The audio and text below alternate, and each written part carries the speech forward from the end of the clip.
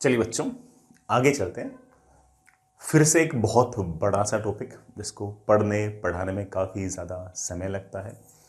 और इस चैप्टर के अंदर ऑब्वियस बात बता, फॉर्मूले खूब सारे हैं, कॉन्सेप्ट्स भी खूब सारे हैं, सवाल भी खूब सारे हैं, और साथ ही साथ इसकी इम्पोर्टेंस भी खूब सारी है।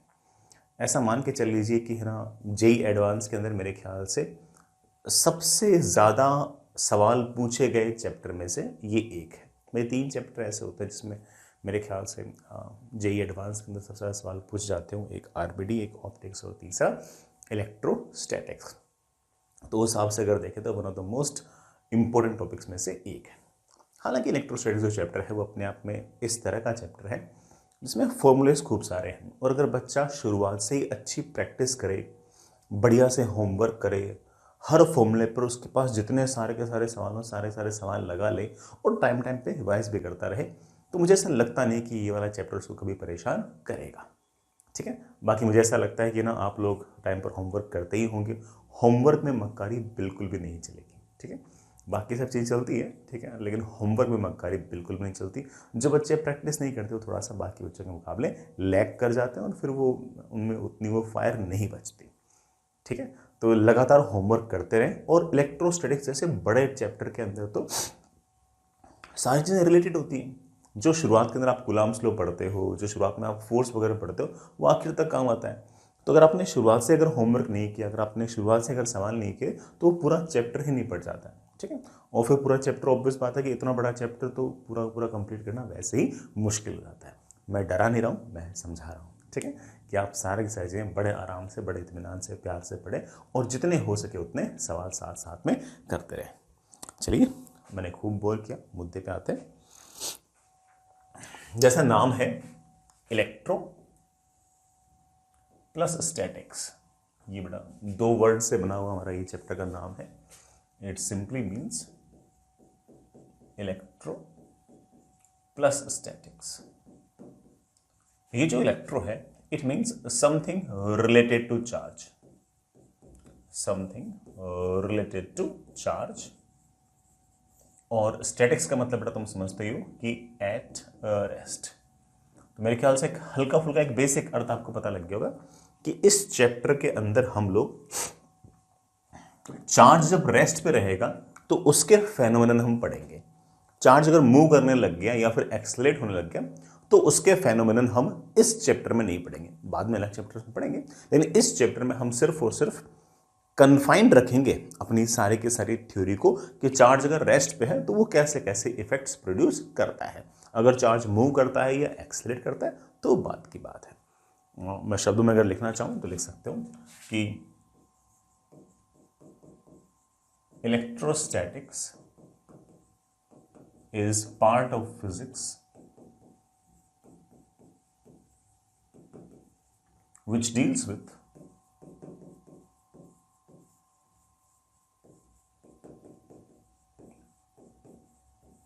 study of charge at rest। इस चैप्टर में हम सिर्फ और सिर्फ चार्ज जब रेस्ट पे तो उसके फेनोमेनन ही हम स्टडी करेंगे। बाद के अलग चैप्टर भी होंगे बट हम चार्ज को मूव भी करा लेंगे। ठीक है। अब मेन मुद्दा बड़ा ये है कि आखिर चार्ज क्या है। देखो यार, किसी भी मैटर की वो प्रॉपर्टी जिसके कारण वो मैटर, वो ऑब्जेक्ट अपने आस पड़ोस के रीजन के अंदर इलेक्ट्रिक और मैग्नेटिक प्रभाव, इफेक्ट क्रिएट कर सके, that property is known as charge. इसको मैं ऐसे भी कह सकता हूं कि चार्ज एक बॉडी की या फिर किसी मैटर की वो प्रॉपर्टी है जिसके कारण वो खुद इलेक्ट्रिक और मैग्नेटिक फोर्सेस को एक्सपीरियंस कर सकता है। तो कहने का अर्थ ये हो गया कि अगर ये पेन चार्ज्ड है तो ये अपने आस पड़ोस के रीजन के अंदर, आस पड़ोस के क्षेत्र के अंदर इलेक्ट्रिक और मैग्नेटिक इफेक्ट्स क्रिएट कर सकता है। साथ ही साथ ये खुद इलेक्ट्रिक और मैग्नेटिक फोर्सेस को एक्सपीरियंस कर सकता है। अगर ये पेन आपका अनचार्ज्ड हुआ, मतलब इसके पास अगर चार्ज नहीं हुआ, तो ना तो ये आस पड़ोस के रीजन के अंदर इलेक्ट्रिक और मैग्नेटिक इफेक्ट क्रिएट कर पाएगा, ना ही ये खुद इलेक्ट्रिक और मैग्नेटिक इफेक्ट्स को एक्सपीरियंस कर पाएगा। ठीक है। तो आप ऐसा कह सकते हो, charge is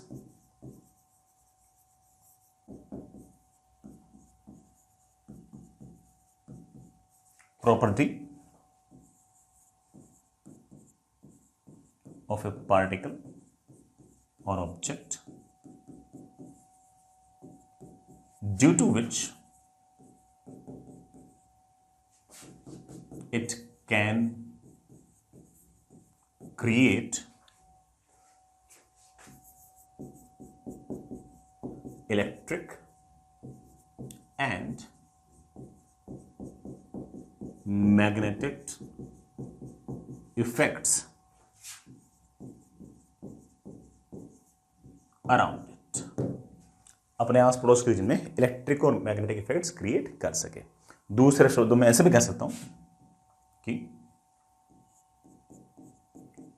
it is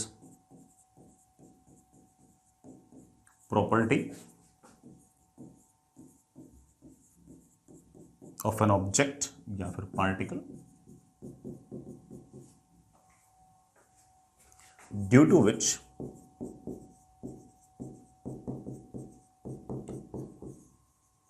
it can experience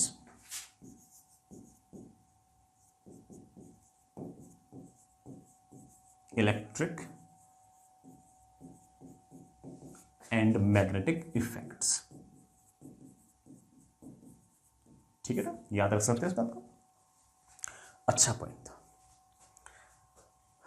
आगे चलिए बच्चों, नेक्स्ट इज बड़ा चार्ज की जो यूनिट है ना वो आप लोग याद रखें। चार्ज की स्टैंडर्ड इंटरनेशनल यूनिट जो है that is coulomb, abbreviated as capital C. ठीक है, अगर कभी मिली कूलम लिखा हुआ है तो बड़ा समझ जाना 10⁻³ कूलम है। अगर कभी माइक्रो कूलम लिखा हुआ है तो समझ जाना 10⁻6 कूलम है। अगर कभी नैनो कूलम लिखा हुआ है तो समझ जाना 10⁻9 कूलम है। ठीक है, एक बड़ा इसकी CGS यूनिट और होती है, that is electrostatic unit. 3 × 10⁻9 electrostatic units जो होती हैं वो 1 कूलम के बराबर होती है। ये ESU जो है ये बड़ा आपकी CGS यूनिट है, याद वगैरह रखने की जरूरत नहीं पड़ेगी आपको। ठीक है, चार्ज की जो डायमेंशन होगी बड़ा that will be IT। I stands for current, T stands for time. JEE में चाहे बड़ा अपनी शीट में अपनी ड्यूट में हमेशा बड़ा करंट को ना हम डायमेंशन I से रिप्रेजेंट करते हैं। कुछ बुक्स के अंदर उसे A भी लिखा रहता है, तो बड़ा कहीं कहीं आपको ना चार्ज की डायमेंशन AT भी लिखी हुई दिखाई देगी। मैं बड़ा मोस्टली IT इसलिए यूज करता हूं क्योंकि जेई के अंदर IT यूज करते हैं। I किसकी डायमेंशन है? करंट की। T किसकी डायमेंशन है? टाइम की। और I और T को मल्टीप्लाई करने पर हमारे पास चार्ज की डायमेंशन आ जाती है। आई रियली होप बड़ा सारी बातें अभी तक की समझ में आ गई होंगी। आगे चलते हैं, आगे चले। Next is properties of charge. बड़ा चार्ज की क्या क्या प्रॉपर्टीज है सुनिए आप। सबसे पहले चार्ज जो है वो एक स्केलर क्वांटिटी है, बड़ा वेक्टर नहीं है। मतलब चार्ज का जोड़ना, घटाना, गुणा करना, भाग करना सब कुछ स्केलर की तरह होगा, वेक्टर की तरह नहीं होगा। तो बड़ा सबसे पहला पॉइंट ये कि charge is a scalar quantity. Scalar quantity तो ऑफ कोर्स ये स्केलर अलजेब्रा को ही फॉलो करेगा। कौन? चार्ज। ठीक है, नेक्स्ट इज चार्ज जो है बड़ा वो 2 टाइप का है। One is positive, second one is negative. Charge is of 2 types, positive and negative. Positive और नेगेटिव से ये अर्थ कभी मत निकालना कि पॉजिटिव वाला चार्ज नेगेटिव वाले चार्ज से ज्यादा है। ये कम ज्यादा को रिप्रेजेंट नहीं करता, ये सिर्फ ये रिप्रेजेंट करता है कि ये 2 डिफरेंट टाइप है। हम इनको नॉर्थ और साउथ भी कह सकते थे ऐसे बोलने को। हम इनको ऐसे ईस्ट और वेस्ट भी कह सकते थे, प्लस और माइनस भी कह सकते थे। तो हम ऐसे ना इसमें ये ना कहें कि जो प्लस वाला जो है ना वो माइनस वाले से ज्यादा है, ऐसा ना बोले। ठीक है, these are just 2 types, positive अलग, नेगेटिव अलग, ऐसे बोल दो। ठीक, इतना समझ आ गई। अच्छा एक बात और, चार्ज जो है ना अगर कभी नेगेटिवली चार्ज्ड है इसका मतलब उस ऑब्जेक्ट के पास एक्सेस ऑफ इलेक्ट्रॉन्स है। देयर इज एक्सेस या फिर अबंडेंस ऑफ इलेक्ट्रॉन्स, क्योंकि इलेक्ट्रॉन जो होता है ना वो नेगेटिवली चार्ज होता है।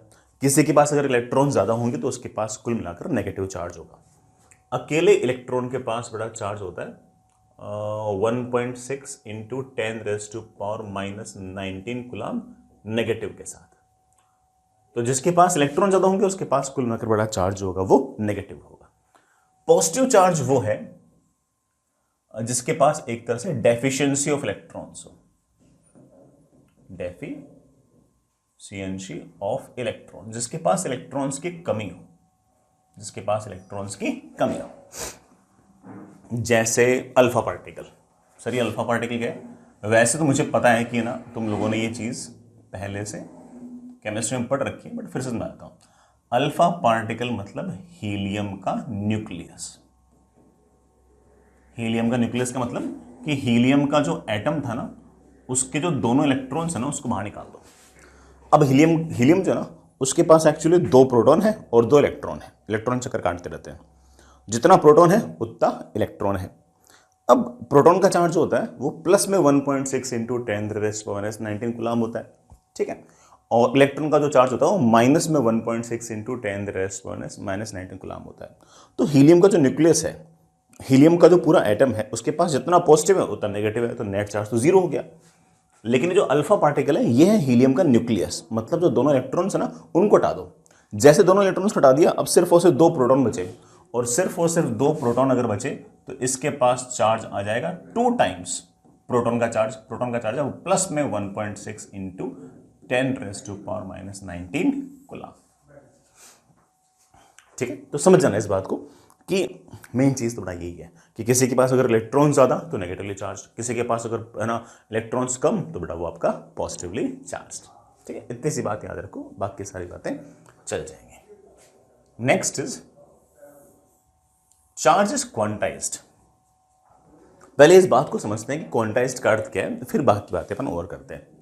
क्वांटाइज्ड का अर्थ है कि कोई फिजिकल क्वांटिटी जो है वो सिर्फ और सिर्फ एक कुछ स्पेसिफिक वैल्यूज ही ले पाए, इंटरमीडिएट वैल्यूज ना ले पाए, तो हम ये कहेंगे कि वो फिजिकल क्वांटिटी क्वांटाइज्ड है। जैसे फॉर एग्जांपल मैं बिल्कुल आसान शब्दों में कहूं, थोड़ा मान लीजिए कि ऐसे कुछ स्टेयर्स बनी हुई है, ये ग्राउंड, ये बेटा पहली सीढ़ी, ये दूसरी सीढ़ी, ये तीसरी सीढ़ी एंड सो ऑन। हर सीढ़ी की जो हाइट है वो 10-10 सेंटीमीटर है और ऐसे खूब सारी सीढ़ियां हैं। अब मान लीजिए कि कोई बॉल है वो या तो यहां पड़ी है, या बड़ा यहां पड़ी है, ये बड़ा यहां पड़ी है, ये बड़ा यहां पड़ी है, या अगली सीढ़ी पड़ी है, समथिंग लाइक दैट। मैं आपसे पूछूं कि उस बॉल की हाइट क्या है, तो आप बोलोगे देखो सर सीधी सी बात है, या तो बॉल की हाइट 0 सेंटीमीटर है, या बॉल की हाइट 10 सेंटीमीटर, या तो बॉल यहां है या फिर यहां है, किसी सीढ़ी पर पड़ी है, ठीक है। या बॉल की हाइट 20 सेंटीमीटर है, या बॉल की हाइट 30 सेंटीमीटर है and so on. It means that कि बॉल की जो हाइट है ना वो ये सिर्फ और सिर्फ कुछ स्पेसिफिक वैल्यूज ही ले सकती है, इसकी बीच की वैल्यूज नहीं ले रही है। इसका मतलब हम कहेंगे कि उस बॉल की जो हाइट है वो क्वांटाइज्ड है, सिर्फ और सिर्फ ये स्पेसिफिक वैल्यूज ही ले पा रही है, इसलिए हम बोलेंगे जो बॉल है बड़ा उसकी हाइट क्वांटाइज्ड है। तो क्वांटाइज कर समझ गए कि सिर्फ और सिर्फ ये स्पेसिफिक वैल्यूज ही ले पाएगी, इस कारण से हम बोलते हैं कि ये चीज क्वांटाइज्ड है। तो सर चार्ज कैसे क्वांटाइज्ड हुआ? सुनना, मैं ऐसा बोल चुका कि अकेले इलेक्ट्रॉन के पास चार्ज होता है 1.6 इंटू 10⁻⁻19 कूलम नेगेटिव में, ठीक है। अब मान लो कि ये कोई ऑब्जेक्ट है, इसके पास प्रोटॉन्स के मुकाबले एन इलेक्ट्रॉन्स जो हैं वो एक्सेस में, तो जितने प्रोटॉन्स और इलेक्ट्रॉन्स बराबर थे उनका चार्ज तो कैंसिल हो गया, लेकिन एन इलेक्ट्रॉन अगर एक्स्ट्रा है तो इसके पास कुल मिलाकर चार्ज आ गया है एन टाइम्स एक इलेक्ट्रॉन का चार्ज। एक इलेक्ट्रॉन का चार्ज है -1.6 इंटू 10⁻⁻19 कूलम। तो इसका मतलब इस बॉडी का जो चार्ज होगा वो हमेशा 1.6 इंटू 10⁻⁻19 कूलम का इंटीग्रल मल्टीपल ही होगा। ऐसा नहीं हो सकता कि इसके पास आधा इलेक्ट्रॉन एक्सेस में हो, 1.5 इलेक्ट्रॉन एक्सेस में हो। या तो इसके पास 1 इलेक्ट्रॉन ज्यादा होगा, या 2 ज्यादा होंगे, या 3 ज्यादा होंगे, या 50 ज्यादा होंगे, या 51 ज्यादा होंगे, इंटीग्रल मल्टीपल ऑफ ई ज्यादा होंगे, तो इसका जो चार्ज होगा वो इंटीग्रल मल्टीपल ऑफ ई ही रहेगा। इसी तरह से मान लीजिए कि मेरे पास कोई ऑब्जेक्ट है, और इस ऑब्जेक्ट के पास n इलेक्ट्रॉन्स जो हैं उनकी डेफिशिएंसी है। उनकी डेफिशिएंसी का मतलब समझ गए कि बाकी इलेक्ट्रॉन्स और प्रोटॉन्स तो बराबर हैं, बस n इलेक्ट्रॉन्स कम है। किससे कम है? प्रोटॉन से। प्रोटॉन से n इलेक्ट्रॉन कम है, तो बाकी सारे तो कैंसिल हो गए, लेकिन वो जो n प्रोटॉन है उनके चार्ज को बैलेंस नहीं कर रहा। तो कुल मिलाकर इसका जो चार्ज आ जाएगा वो आ जाएगा n टाइम्स हर प्रोटॉन का चार्ज। हर प्रोटॉन का चार्ज होगा +1.6 इंटू 10⁻⁻19 कूलम। तो जिनके पास डेफिशिएंसी ऑफ इलेक्ट्रॉन्स होगा उनका चार्ज पॉजिटिव, जिनके पास एक्सेस ऑफ इलेक्ट्रॉन्स का चार्ज नेगेटिव। और जो भी चार्ज है वो हमेशा इस तरह से इंटीग्रल मल्टीपल ऑफ ई है। ठीक है, इंटीग्रल मल्टीपल से ना 1 टाइम्स 2 टाइम्स 3 टाइम्स या n टाइम्स डिपेंडिंग ऑन कि कितने इलेक्ट्रॉन्स उसके पास एक्सेस में है या फिर कम है। थोड़ा चार्जेस क्वांटाइज का अर्थ ये हो गया कि कोई भी बॉडी का जो चार्ज होगा वो हमेशा n टाइम्स e होगा। n कैन बी पॉजिटिव और नेगेटिव। ठीक है, next is like point charges जो होंगे बड़ा वो एक दूसरे को रेपेल करेंगे। बड़ा लाइक पॉइंट चार्जेस जो होंगे वो एक दूसरे को रेपेल करेंगे। बड़ा मान लीजिए कि ये पॉइंट चार्ज पॉजिटिव, ये बड़ा पॉइंट चार्ज पॉजिटिव, ये हमेशा बड़ा एक दूसरे को ऐसे रेपेल करेंगे इलेक्ट्रोस्टैटिक फोर्स से।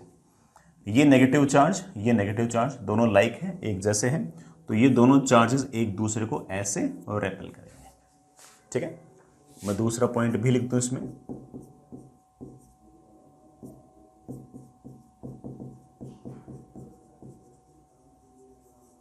Unlike point charges will attract, मतलब कि अगर ये बड़ा प्लस है और अगर ये माइनस है और ये दोनों पॉइंट चार्ज हैं तो दोनों एक दूसरे को इलेक्ट्रोस्टैटिक फोर्स से खींचेंगे। जो ये अट्रैक्शन और रिपल्शन है, जो फोर्स है यहाँ पर, उस फोर्स का बड़ा हम नाम निकाल सकते हैं, that is electrostatic force.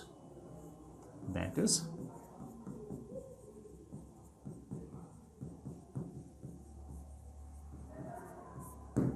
Electrostatic force. ठीक है, next point is charge conservation. सिर्फ इतना सा फंडा है कि किसी भी आइसोलेटेड सिस्टम का, बड़ा मान लीजिए कि ये कोई आइसोलेटेड सिस्टम है, इसमें बाहर से अंदर कुछ नहीं आ सकता, अंदर से बाहर कुछ नहीं जा सकता, तो इस सिस्टम का जो नेट चार्ज होगा वो हमेशा कंजर्व्ड होगा।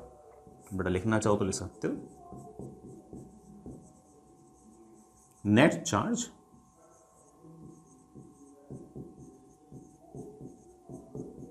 of an isolated system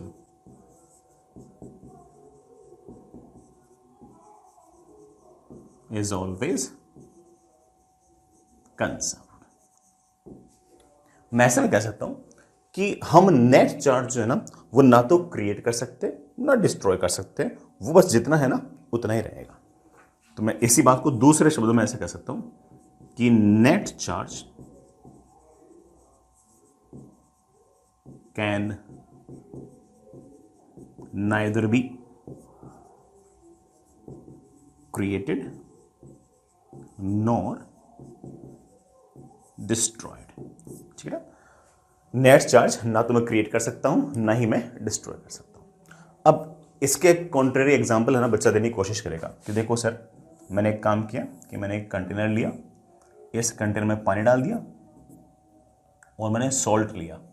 बड़ा कॉमन सॉल्ट तो NaCl है, NaCl इज न्यूट्रल।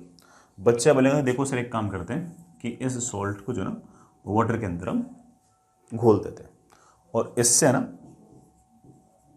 Na+ अलग और Cl- अलग। सो बहुत सारे Na+ आ गए, सो बहुत सारे Cl- आ गए। देखो सर मैंने कितना सारा पॉजिटिव चार्ज क्रिएट कर दिया। आप तो सर कह रहे थे कि मैं चार्ज क्रिएट नहीं कर सकता, बड़ा मैंने कहा कि नेट चार्ज क्रिएट नहीं कर सकते। जितना आपने पॉजिटिव चार्ज क्रिएट किया उतना ही बड़ा आपने नेगेटिव चार्ज क्रिएट कर दिया। जितने Na+ क्रिएट हुए होंगे उतने Cl- भी क्रिएट हुए होंगे, तो आप नेट चार्ज अभी भी क्रिएट नहीं कर पाए हो। ठीक है, जितना आप कभी भी किसी भी रिएक्शन के अंदर जितना आप चार्ज पॉजिटिव क्रिएट करोगे उतना आप नेगेटिव क्रिएट कर दोगे, या फिर किसी रिएक्शन के अंदर आप जितना पॉजिटिव चार्ज वैनिश कराओगे उतना ही नेगेटिव चार्ज वैनिश हो जाएगा। तो जो नेट चार्ज है सिस्टम का वो उतना का उतना ही रहेगा। ठीक है, आगे चलते हैं बेटा।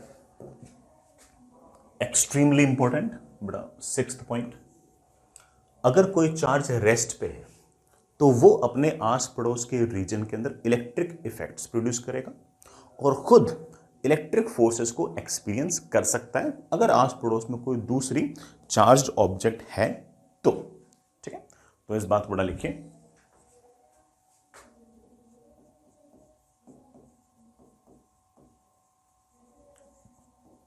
If a charge is at rest, it can create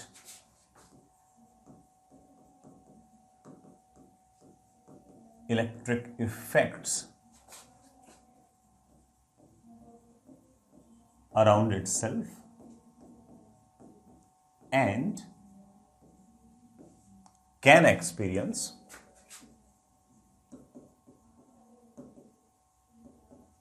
electric forces. तो जो चार्ज पार्टिकल आपका रेस्ट पे है वो इलेक्ट्रिक प्रभाव ही क्रिएट कर पाएगा और खुद इलेक्ट्रिक फोर्सेस ही एक्सपीरियंस कर पाएगा। ये जो रेस्ट पे जो चार्ज पार्टिकल है ना, ये अपने आस पड़ोस के रीजन के अंदर मैग्नेटिक इफेक्ट्स क्रिएट नहीं कर पाएगा, ना ही ये खुद मैग्नेटिक फोर्सेस को एक्सपीरियंस कर पाएगा। ठीक है, रेस्ट पे रखा हुआ चार्ज सिर्फ इलेक्ट्रिक इफेक्ट क्रिएट करेगा और सिर्फ इलेक्ट्रिक फोर्सेस को ही एक्सपीरियंस करेगा। ठीक है, दूसरा अगला point, if A charge particle is moving with constant velocity, is moving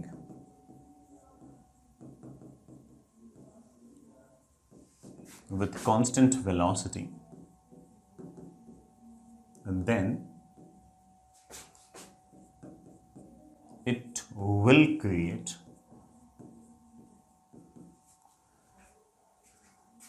electric and magnetic effects. बड़ा अगर चार्ज पार्टिकल कांस्टेंट वेलोसिटी से मूव कर रहे हैं तो इलेक्ट्रिक और मैग्नेटिक दोनों इफेक्ट क्रिएट करेगा और साथ ही साथ वो इलेक्ट्रिक और मैग्नेटिक फोर्सेस दोनों को ही एक्सपीरियंस कर सकता है। And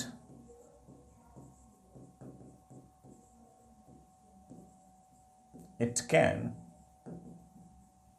experience electric as well as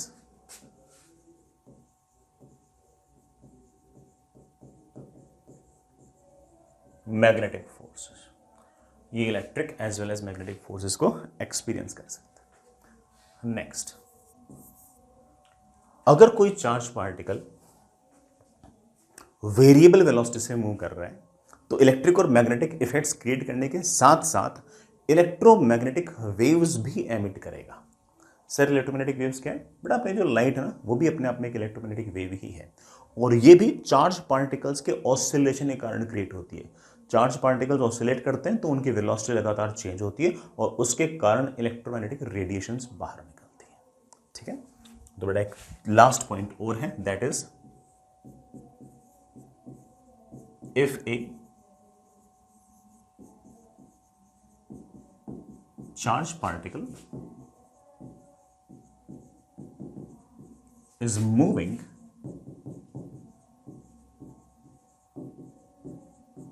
with variable velocity,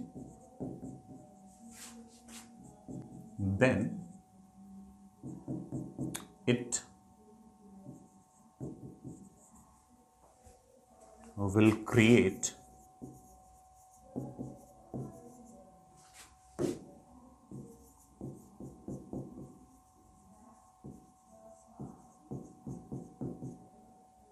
create की बजाय बड़ा मैं ऐसे लिख दूं एमिट, निकालेगी बड़ा मैं, it will emit electromagnetic waves बोल दो बड़ा, रेडिएशंस बोल दो, एक ही बात।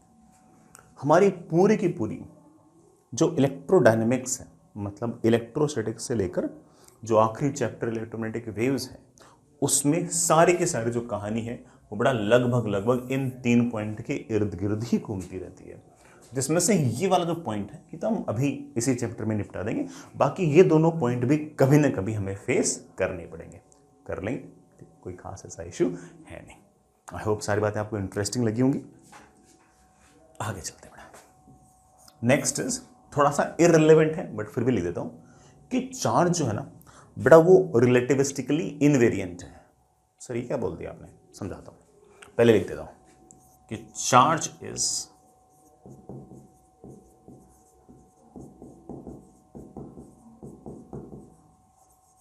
रिलेटिविस्टिकली invariant.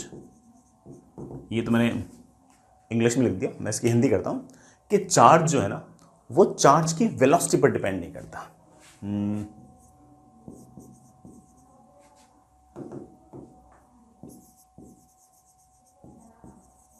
Value of charge doesn't depend on its velocity. Sir ये तो कोई बहुत अच्छा सा पॉइंट नहीं लग रहा, क्यों लिखा रहे हो आपने? बट वो इसलिए लिखा रहा हूँ क्योंकि बहुत सारी चीज़ें ऐसी होती हैं जो वेलोसिटी पर डिपेंड करती हैं। जैसे हम रेस्ट मास अगर किसी ऑब्जेक्ट का अगर m नॉट है तो थ्योरी ऑफ रिलेटिविटी ये कहती है कि अगर वो ऑब्जेक्ट v वेलोसिटी से अगर मूव करता है तो उसका mass m not upon under of 1 minus V square upon C square हो जाता है। ठीक है, हालांकि हम मैकेनिक्स में इसका यूज़ नहीं करते क्योंकि मैकेनिक्स में बेटा जी जो मोस्टली ऑब्जेक्ट्स मूव कर रहे होते हैं उनकी वेलोसिटी सी के सामने नेग्लिजिबल ही रहती है, तो नीचे जो डिनोमिनेटर है वो लगभग 1 के आसपास ही रहता है, तो वो मास m नॉट ही रहता है मोस्टली। ठीक है, बट अगर मास अगर बहुत ज़्यादा तेज वेलोसिटी से अगर मूव कर रहा हो थोड़ा मास जो होगा वो वेलोसिटी पर डिपेंड करता है। लेकिन चार्ज के लिए इस तरह का कोई फॉर्मूला नहीं है। चार्ज के लिए ऐसा कोई फॉर्मूला नहीं कि Q is equals to Q not upon under of 1 minus V square upon C square. इस प्रकार का कोई फॉर्मूला है ही नहीं बेटा, मैंने क्रॉस लगा दिया, ऐसा कोई फॉर्मूला नहीं। ठीक है, हालांकि मैं जानता हूँ कि मतलब ये तो थोड़ा कन्फ्यूज़ करने वाला सा पॉइंट हो गया, अगर मैं ना बताता तब भी चल जाता, बट फिर भी कोई बच्चा कहता है हमने बुक में ऐसा पढ़ा है तो है ना, इसलिए मैंने लिख दिया है ना। अगर क्योंकि मैं इस पॉइंट को ना बोलता तो बच्चे बोलते हैं कि हाँ सर हाँ चार्ज तो वेलोसिटी पर डिपेंड नहीं करता, हम तो ही मानेंगे और क्या है, वो मानता यही। अब मैंने जानबूझ के बोला तो बच्चों को लग रहा हो कि अरे यार सर मास भी करता है क्या? हाँ मास तो वेलोसिटी पर डिपेंड करता है, चार्ज वेलोसिटी पर डिपेंड नहीं करता। हालांकि मास जो वेलोसिटी पर डिपेंड करता है वो हमारे 11th-12th क्लास के सिलेबस में कभी यूज़ नहीं आता उस चीज़ का। ठीक है, बाकी हो सकता है कभी IIT जाओ तो वहाँ पर बड़ा काम आ जाए। आगे चले, चलिए नेक्स्ट इज बेटा जो मैटर है मतलब जो भी ऑब्जेक्ट है उसको हम प्राइमरली 2 पार्ट्स में डिवाइड कर सकते हैं, एक है नॉन कंडक्टर्स और दूसरा है कंडक्टर्स। हालांकि एक सेमी कंडक्टर और आता है वो कहीं बाद में देख लेंगे। ठीक है, सबसे पहले किसी भी ऑब्जेक्ट को बेटा मैं कंडक्टर कब कहता हूँ उसकी बात सुनना। कंडक्टर का जो प्राइम एग्जाम्पल मेरे पास है बेटा वो है मेटल्स। दुनिया भर के जितने मेटल्स हैं ना वो अच्छे कंडक्टर होते हैं। सर एक कंडक्टर का क्या अर्थ है? कंडक्टर्स जो हैं वो ऐसी ऑब्जेक्ट है जो इलेक्ट्रिसिटी को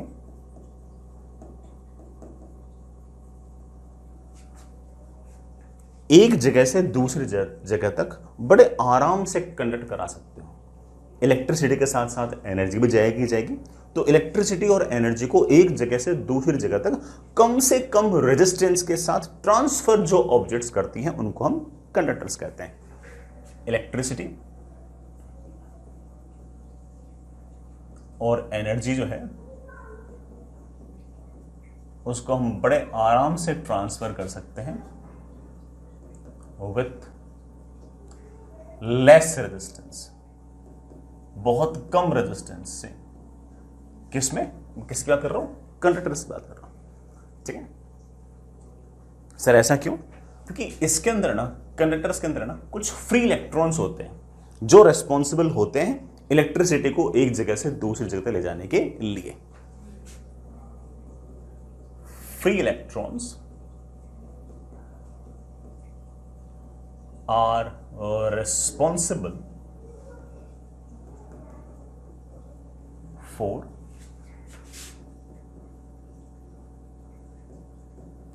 transfer of इलेक्ट्रिसिटी और एनर्जी। सर ये फ्री इलेक्ट्रॉन्स क्या है समझाता हूं। बेटा मान लीजिए कि जो कंडक्टर है ये रहा उसका न्यूक्लियस, ये तो हो गया न्यूक्लियस। उसके चारों तरफ बड़ा ऐसे ना कुछ शेल्स होते हैं जिनके अंदर इलेक्ट्रॉन्स घूमते रहते हैं घूमते रहते हैं घूमते रहते हैं। ये सबसे बाहर वाला शेल है, इसको मैं एक तरीके से आउटर मोस्ट शेल बोल देता हूं, ठीक है। इसके अंदर भी इलेक्ट्रॉन्स जो होंगे ना वो बेटा लगातार न्यूक्लियस के एट्रैक्टिव फोर्स के कारण लगातार चक्कर काट रहे हैं। आउटर मोस्ट शेल वाले जो इलेक्ट्रॉन्स हैं उनकी न्यूक्लियस से दूरी सबसे ज्यादा है, इस कारण से उन पर ये जो एट्रैक्शन फोर्स है वो सबसे कम है। इस कारण से क्या होता है कि ये जो सबसे आउटर मोस्ट इलेक्ट्रॉन्स होते हैं ये कंडक्टर्स के अंदर लूजली बाउंडेड होते हैं, बढ़ाइए लूजली बाउंडेड होते हैं। सर लूजली बाउंडेड का मतलब क्या है? बड़ा लूजली बाउंडेड का मतलब यह है कि अगर इन इलेक्ट्रॉन्स को हल्की फुल्की एनर्जी भी मिल गई, टेम्परेचर के कारण या किसी फोटोन के कारण, किसी कारण भी अगर मिल गई, तो ये इलेक्ट्रॉन जो है ये उठकर बाहर आ जाएगा। और ये इलेक्ट्रॉन जो है ये न्यूक्लियस के एट्रैक्टिव फोर्स को तोड़कर जैसे ही बाहर आ गया तो हम ये कहते हैं कि अब ये जो इलेक्ट्रॉन है ये मस्ती कर रहा है, चिल मचा रहा है लैटिस के अंदर। लैटिस मतलब एक तरीके से ऐसा मान लो कि पूरे के पूरे कंडक्टर का एक तरीके से जो बाहर का जो स्पेस है ना वो है। अब क्या होगा कि ये जो इलेक्ट्रॉन बाहर निकला है इसका हम नाम निकाल देंगे फ्री इलेक्ट्रॉन, इसका हम नाम निकाल देंगे फ्री इलेक्ट्रॉन। ये जो इलेक्ट्रॉन अभी भी अंदर चक्कर काट रहे हैं इनका हम नाम निकाल देंगे बाउंडेड इलेक्ट्रॉन्स। ये जो बाउंडेड इलेक्ट्रॉन्स है ना ये तो न्यूक्लियस के अराउंड चक्कर ही काटते रहेंगे, लेकिन ये जो इलेक्ट्रॉन न्यूक्लियस के एट्रैक्टिव फोर्स को तोड़कर बाहर आ गया, ये लैटिस के अंदर बड़े आराम से घूम फिर सकता है, उस कंडक्टर के अंदर बड़े आराम से घूम फिर सकता है, एक जगह से दूसरी जगह तक जा सकता है। और जब ये इलेक्ट्रॉन एक जगह से दूसरी जगह तक जाएगा तो अपने साथ इलेक्ट्रिसिटी लेकर आएगा, अपने साथ एनर्जी लेकर आएगा। These bounded electrons are not responsible for the transfer of heat or electricity or energy. This electron जो outermost electron था ये जैसे ही उस outermost shell से बाहर आया और लैटिस में मस्ती करने लग गया, तो ये जो इलेक्ट्रॉन है जिसको हम फ्री इलेक्ट्रॉन करें, ये इलेक्ट्रॉन एक जगह से दूसरी जगह तक एनर्जी ले जाने के लिए जिम्मेदार है। हर इलेक्ट्रॉन आउटरमोस्ट शेल का जो इलेक्ट्रॉन है वो इतने आराम से बड़ा बाहर निकल जाए जरूरी नहीं है। ये बाहर बड़े आराम से सिर्फ और सिर्फ किन के लिए निकलेगा? कंडक्टर्स के लिए ही निकलेगा, हर एक के लिए नहीं निकलेगा। ऐसे हम इंसुलेटर्स भी देखेंगे बड़ा जिसके अंदर इलेक्ट्रॉन इतनी आसानी से बाहर नहीं निकलता। किस में निकलता है? कंडक्टर्स के अंदर निकलता है। आई होप ये वाली बात आपको याद रहेगी और समझ में भी आ ही गई होगी। कंडक्टर्स में एक छोटी सी बात बड़ा और है जो आपके काम आएगी। मान लीजिए कि ये कोई कंडक्टर है, ऐसे ये कोई कंडक्टर है। हालांकि बेटा कंडक्टर की बहुत सारी प्रॉपर्टीज होंगी, हम चैप्टर के लास्ट में देखेंगे। ये कंडक्टर है, इस कंडक्टर को मान लीजिए कि बेटा मैंने खूब सारा ऐसे नेगेटिव चार्ज दिया, ठीक है, खूब सारा नेगेटिव चार्ज दिया। ये जो मैंने नेगेटिव चार्ज दिया ये सारा का सारा लाइक चार्ज है, सारा का सारा नेगेटिव है, तो सारा का सारा नेगेटिव चार्ज एक दूसरे को रेपेल करेगा, रेपेल करेगा, रेपेल करेगा। और कंडक्टर के अंदर तो जैसे मैंने बताया कि चार्ज एक जगह से दूसरी जगह तक भाग सकता है, तो ये सारा का सारा जो चार्ज है इस रिपल्शन के कारण भागकर जितना दूर जा सकता है उतना दूर चला जाएगा।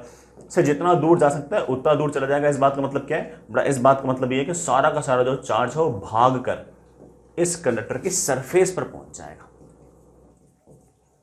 बड़ा कहां पर पहुंच जाएगा? सरफेस पर पहुंच जाएगा। तो कंडक्टर को आप जो भी चार्ज दोगे ना वो भागकर सरफेस पर पहुंच जाएगा। कंडक्टर में क्यों सरफेस पर पहुंच जाएगा? क्योंकि यहां पर चार्ज भाग सकता है, यहां पर कंडक्टर के पास भागने की छूट है, भागने की उसके पास एक तरीके से लिबर्टी है। हो सकता है कि इंसुलेटर्स के पास ये भागने की लिबर्टी ना हो। सारा का सारा चार्ज शुरुआत में बल्क में था, लेकिन सारा सारा चार्ज रेपेल किया और ये कंडक्टर है, और कंडक्टर में चार्ज भाग सकता है, तो भाग के कहां चला जाएगा? जितना दूर जा सकता है उतना दूर चला जाएगा, क्योंकि सारे सारे चार्ज पार्टिकल्स एक दूसरे को रेपेल करते हैं। तो इसका मतलब कंडक्टर को आप जो भी चार्ज दोगे वो सारा सारा बड़ा भाग कर कहां चला जाएगा? सरफेस पे चला जाएगा। हो सकता है कि बड़ा ये वाला पॉइंट हमारे कभी ना कभी आगे जाके काम आए, ठीक है, कोई बात नहीं, अपन बचा देंगे, कोई दिक्कत नहीं। आई होप इट्स ओके, काम चल जाएगा। Charge provided to conductor will reside on the surface. जो भी चार्ज आप दोगे बड़ा वो हमेशा कहां जाएगा? सरफेस पे जाएगा। I hope it's okay. बिल्कुल बेटा उनका उल्टा, they are known as non conductors या फिर बेटा इंसुलेटर्स। यह बेटा एक वर्ड और यूज होता है इसके लिए, दैट इज डाइलेक्ट्रिक्स। इनके पास कोई फ्री इलेक्ट्रॉन्स नहीं होते, they have no free electrons. Sir क्यों नहीं होते बेटा? इसलिए कि अगर मान लीजिए कि आपके पास ये न्यूक्लियस है और उसके चारों तरफ ये इलेक्ट्रॉन्स मस्ती कर रहे हैं, ये इलेक्ट्रॉन्स मस्ती कर रहे हैं, ये इलेक्ट्रॉन्स मस्ती कर रहे हैं, ये इलेक्ट्रॉन्स मस्ती कर रहे हैं, तो जो इंसुलेटर्स होते हैं उसके आउटर मोस्ट जो शेल में जो इलेक्ट्रॉन है ना, उसको बाहर निकालने के लिए हाई एनर्जी चाहिए, बहुत बहुत ज्यादा एनर्जी चाहिए। कंडक्टर में इस इलेक्ट्रॉन को निकालने के लिए ज्यादा एनर्जी नहीं चाहिए थी, इसको बाहर निकालने के लिए बहुत एनर्जी चाहिए।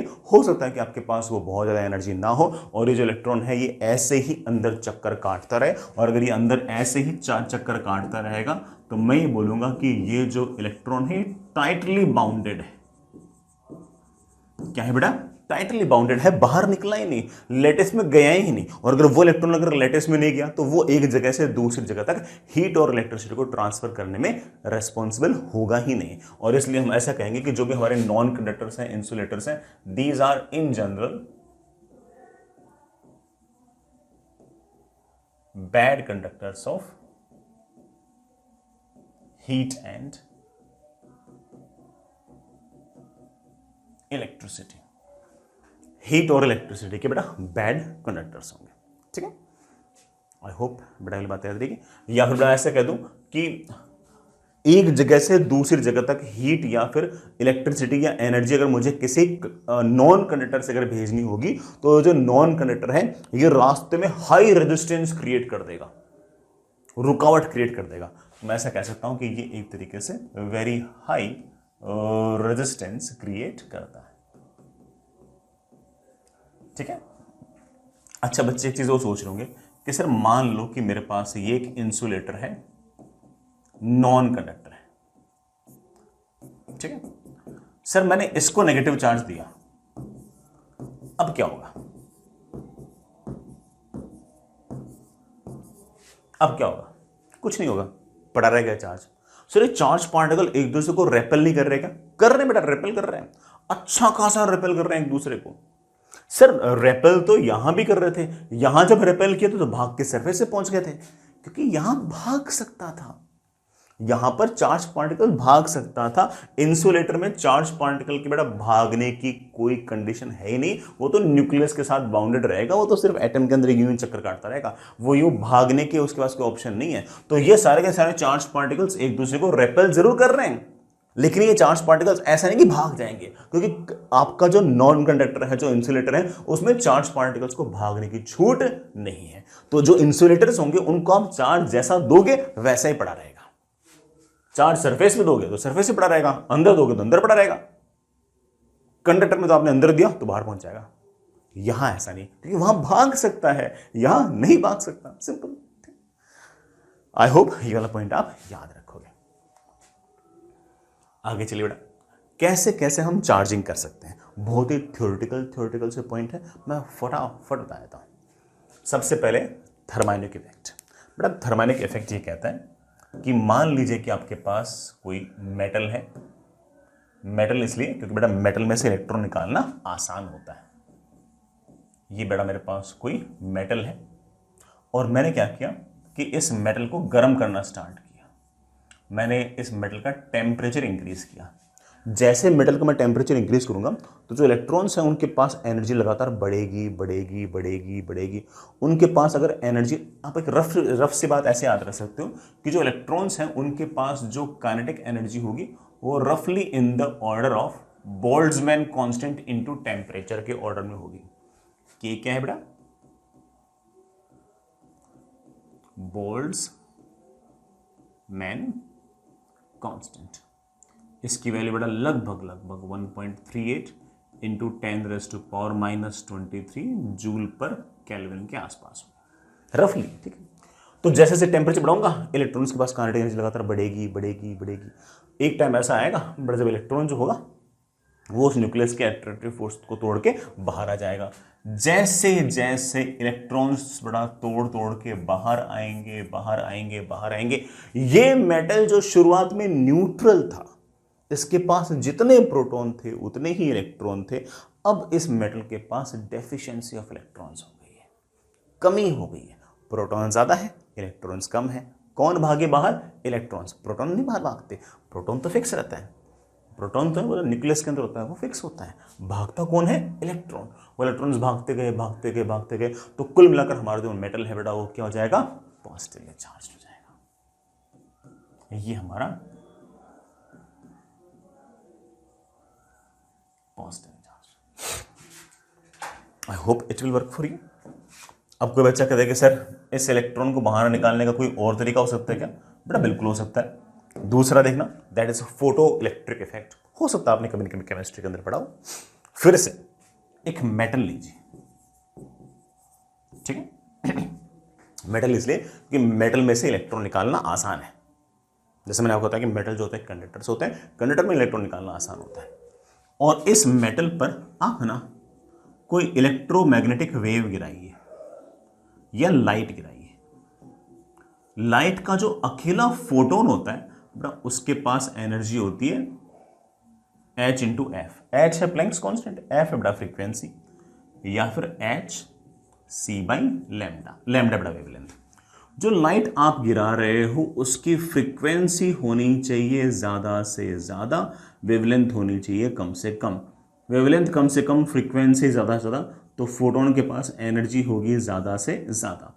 फोटोन के पास एनर्जी होगी अगर ज्यादा से ज्यादा, तो इस ज्यादा एनर्जी वाले फोटोन को अगर मेटल की सरफेस पर पड़ा हुआ कोई इलेक्ट्रॉन अगर एब्जॉर्ब करता है, तो उस एनर्जी को पाकर ये इलेक्ट्रॉन जो है वो मेटल के एट्रैक्टिव फोर्स को तोड़कर बाहर निकल सकता है। ये जो इलेक्ट्रॉन बाहर निकला है इसको हम फोटो इलेक्ट्रॉन बोल देंगे।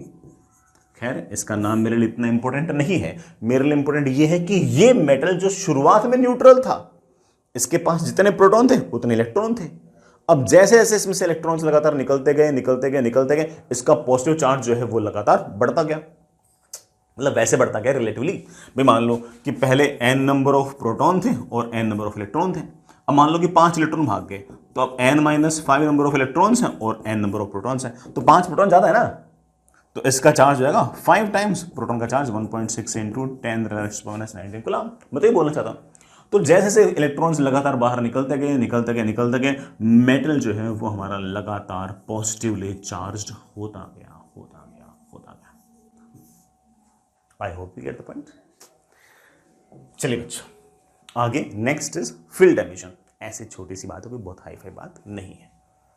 बेटा मान लीजिए कि मेरे पास ये कोई मेटल, सर अगेन मेटल, हाँ बेटा मेटल, जस्ट बिकॉज कि मेटल में से इलेक्ट्रॉन निकालना आसान है।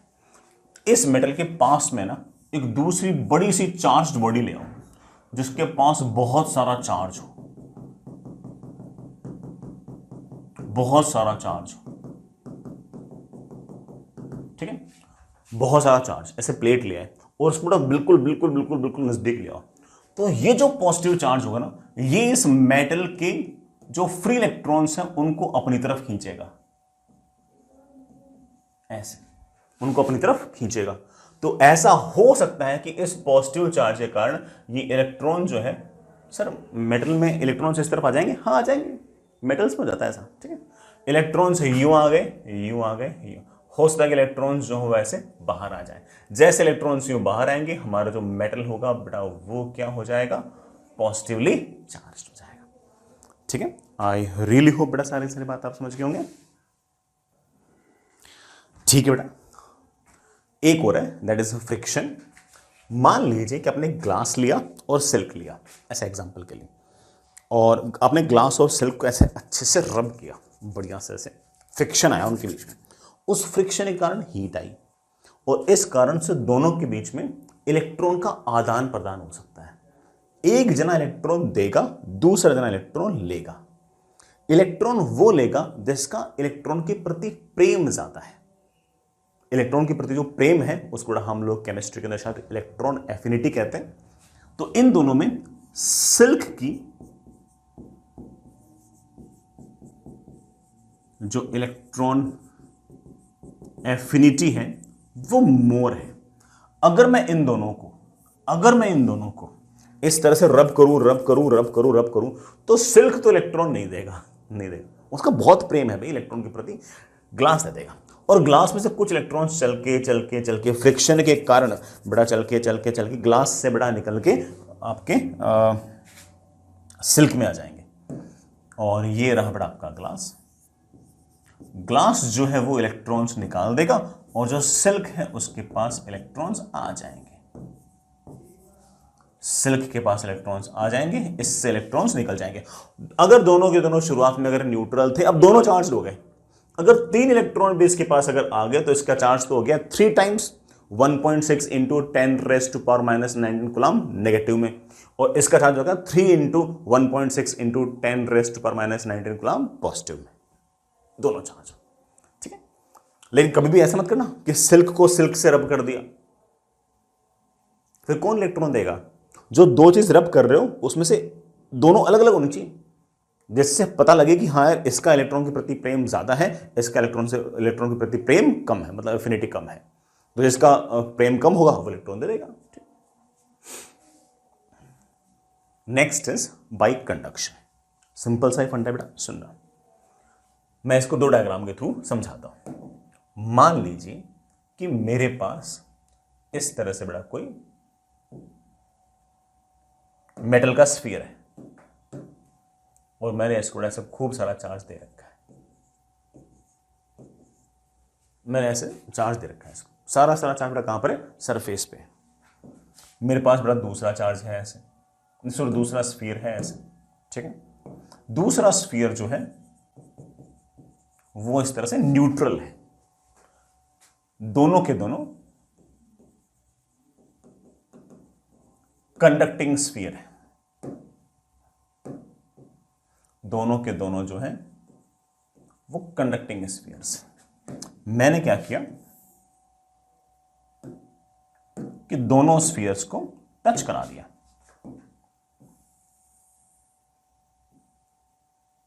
मैंने दोनों स्फीयर्स को टच करा दिया। अभी तो बड़ा जो इलेक्ट्रॉन्स हैं वो सरफेस पे आ गए। जैसे टच कराया तो अब सरफेस ये थोड़ी है, सरफेस पूरी हो गई, तो सरफेस तो पूरी हो गई। तो ऐसे यूं हो जाएगा, कुछ चार्ज इसके सरफेस पे, कुछ चार्ज इसके सरफेस पे। भाई पहले तो एक ही मेटल था, अब दोनों मिलके एक मेटल हो गए, तो सारा चार्ज जितना दूर जा सकता हूं तो दूर चला जाएगा। तो बड़ा कुछ चार्ज इसके सरफेस पे। अब दोनों को दूर कर दो। जैसे आप दोनों को दूर कर दोगे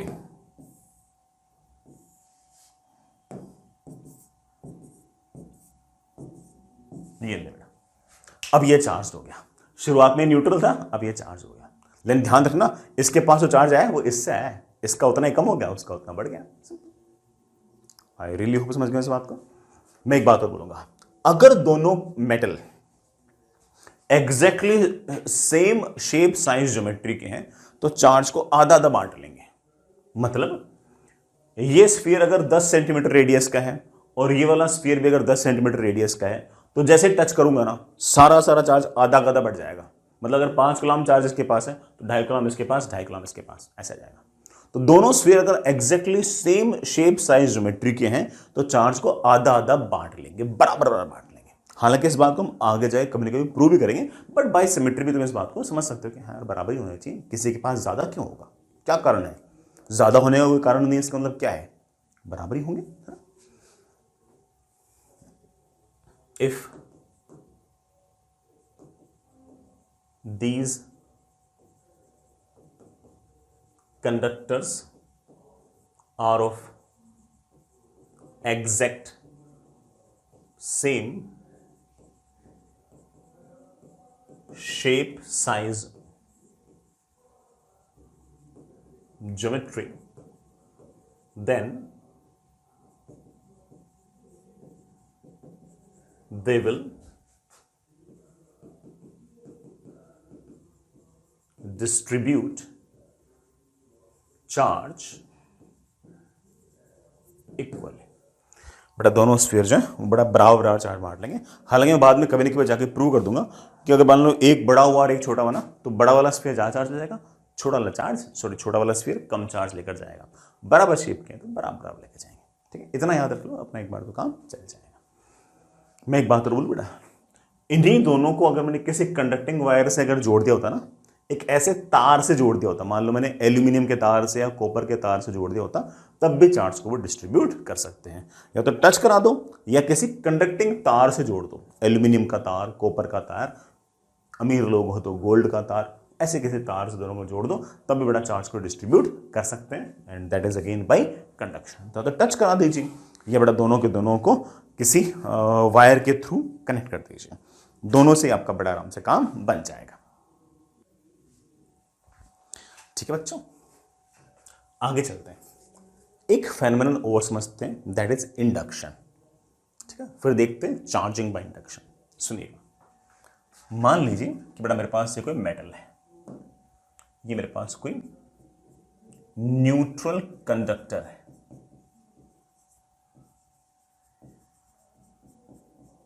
ठीक है, न्यूट्रल कंडक्टर, नेट चार्ज इसके पास 0 है, हालांकि इसके पास फ्री इलेक्ट्रॉन्स हैं, लेकिन जितना चार्ज नेगेटिव है उतना चार्ज पॉजिटिव है। अब मैंने क्या किया कि इस न्यूट्रल कंडक्टर के पास में एक पॉजिटिव चार्ज लेकर बैठ गया, तो फिर इससे क्या होगा, ये जो प्लस क्यू चार्ज होगा ये इस न्यूट्रल कंडक्टर के फ्री इलेक्ट्रॉन्स को अपनी तरफ खींचेगा, क्योंकि पॉजिटिव चार्ज नेगेटिव चार्ज को अट्रैक्ट करता है, और वो नेगेटिव चार्ज भाग कर इधर आ जाएंगे। तो इधर वाले सरफेस पर ऐसे नेगेटिव चार्ज यूं आ जाएगा। ऑब्वियस बात है, इधर इस रीजन के अंदर आपके पास एक तरीके से एक्सेस ऑफ इलेक्ट्रॉन्स हो गए हैं।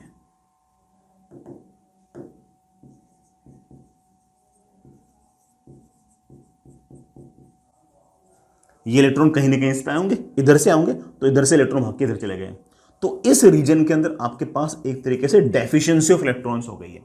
डेफिशिएंसी ऑफ इलेक्ट्रॉन्स मतलब बेटा क्या हो गया, आपके पास पॉजिटिव चार्ज हो गया, इस रीजन में आपके पास deficiency of electrons. Positive charge को पास लाने के कारण ये जो न्यूट्रल कंडक्टर था, जिसमें पहले सारा का सारा चार्ज यूनिफॉर्मली, जो 0 चार्ज है, नेट चार्ज तो बड़ा 0 है ना, लेकिन जितने भी इलेक्ट्रॉन्स और प्रोटॉन्स थे वो बराबर बराबर हर जगह फैले हुए थे। इस प्लस क्यू चार्ज लाने के कारण इस रीजन के अंदर नेगेटिव चार्ज बढ़ गया और इस रीजन के अंदर पॉजिटिव चार्ज बढ़ गया।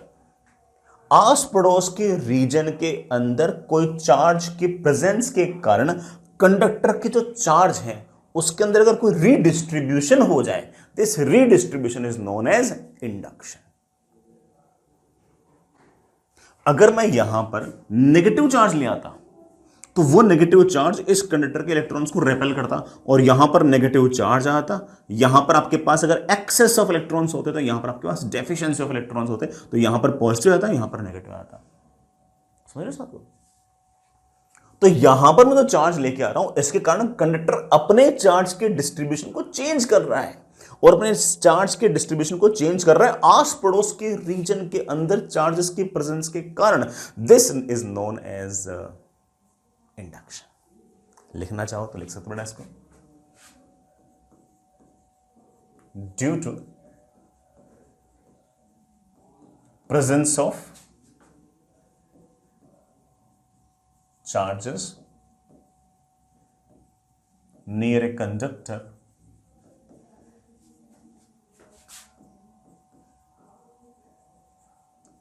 charge on conductor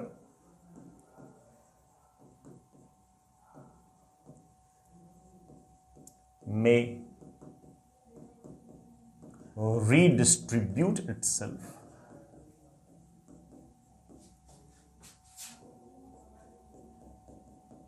This phenomenon is known as induction. इस फेनोमेनन को हम क्या बोलेंगे? इंडक्शन। मैं एक छोटी सी बात और समझाना चाहूंगा।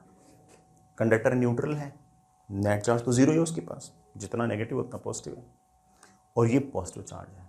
फिर भी ये वाला पॉजिटिव चार्ज इस कंडक्टर को अट्रैक्ट कर लेगा, भले इसका नेट चार्ज 0 फिर भी अट्रैक्ट कर लेगा। क्यों?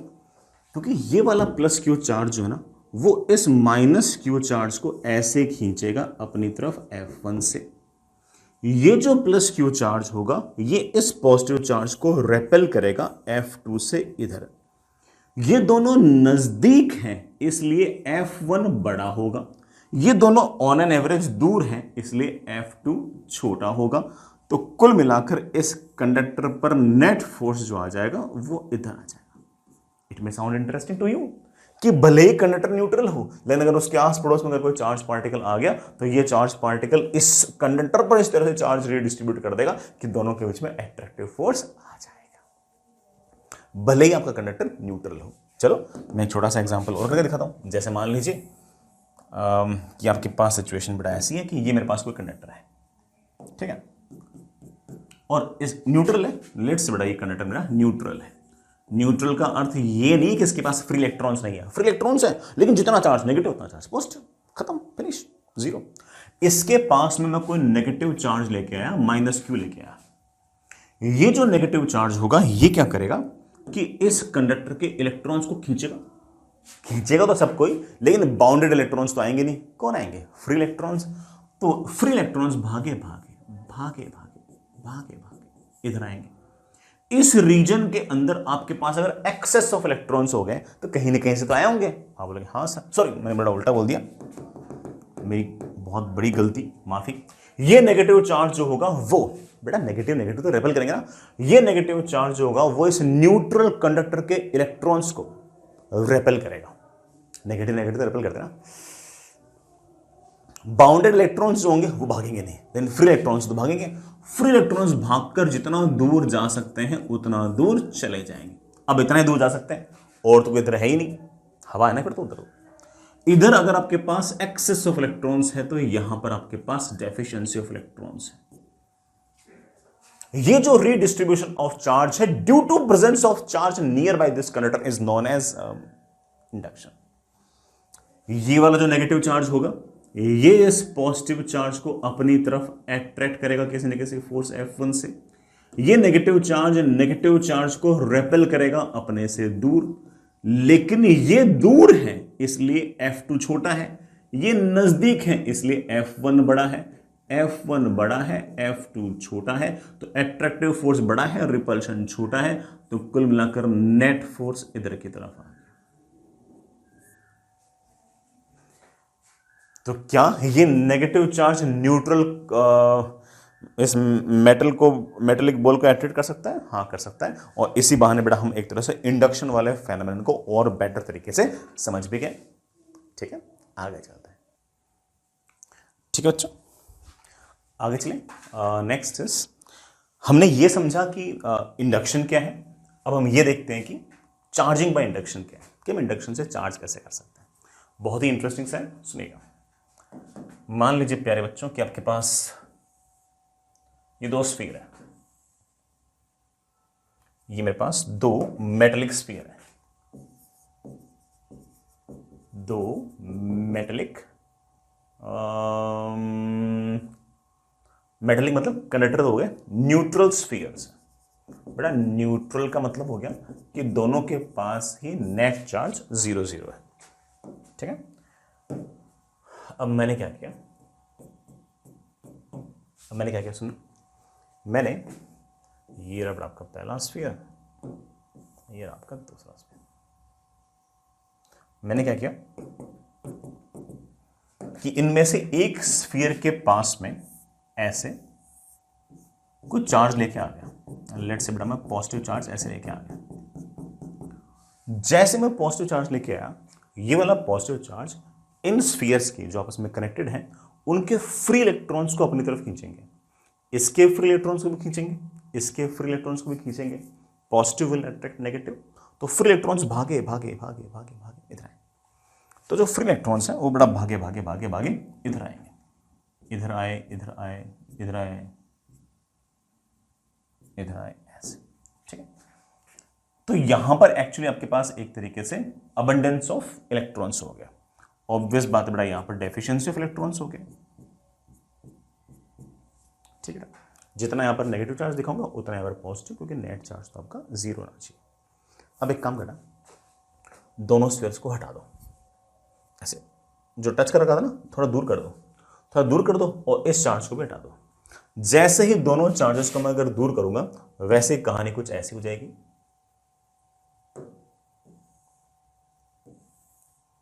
वैसे बड़ा कहानी कुछ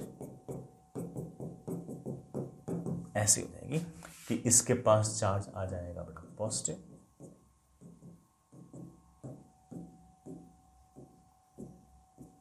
इसके पास चार्ज आ जाएगा पॉजिटिव। तो दोनों को टच कर रखा था, हटाया, और इस प्लस वाले चार्ज को भी अब दूर ले गए। इसके पास नेगेटिव आ गया, इसके पास पॉजिटिव आ गया, दोनों चार्ज हो गए। शुरुआत में दोनों ही न्यूट्रल थे, अब दोनों ही चार्ज हो गए। अच्छा एक बात ध्यान रखना, इसके पास जितना पॉजिटिव आएगा इसके पास उतना नेगेटिव आएगा, क्योंकि नेट चार्ज तब भी आपका कितना होना चाहिए, 0 होना चाहिए। ठीक है, आई रियली होप कि बेटा सारी सारी कहानी आपको बड़े आराम से समझ में आ गई होगी। चलिए बच्चों आगे चलते हैं। Next is extremely important Coulomb's law. Coulomb's law हमें किसी भी दो पॉइंट चार्जेस के बीच जो इलेक्ट्रोस्टैटिक फोर्स है उसकी वैल्यू बताता है। इसका जो फॉर्मूला है हमें ये बताएगा कि दो पॉइंट चार्जेस जो है वो एक दूसरे को कितने फोर्स से अट्रैक्ट या रेपेल करेंगे।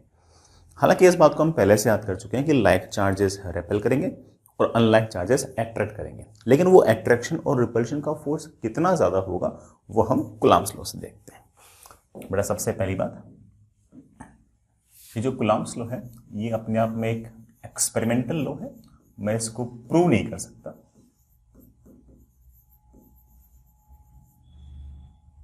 ये बड़ा एक्सपेरिमेंटल लॉ है, ये क्या करता है, दो पॉइंट चार्जेस के बीच का इलेक्ट्रोस्टैटिक फोर्स बताएगा। It tells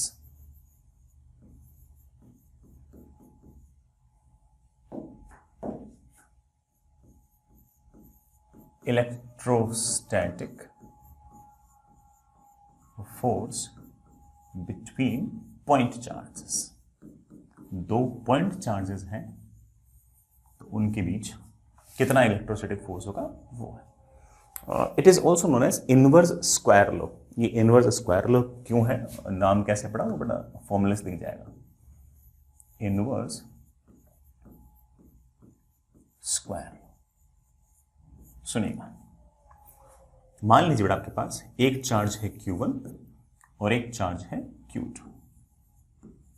लेट से बेटा दोनों चार्ज जो हैं वो इस तरह से एयर के अंदर पड़े हैं या वैक्यूम के अंदर पड़े हैं और इन दोनों के बीच में सेपरेशन जो है वो R है, इन एयर या फिर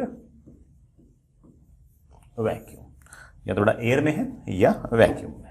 दो चार्जेस हैं इस तरह से, मान लो सेम साइन के हैं तो Q1 Q2 को रेपेल करेगा, Q2 भी Q1 को उतने ही फोर्स से रेपेल करेगा, उतने ही फोर्स से रेपेल करेगा।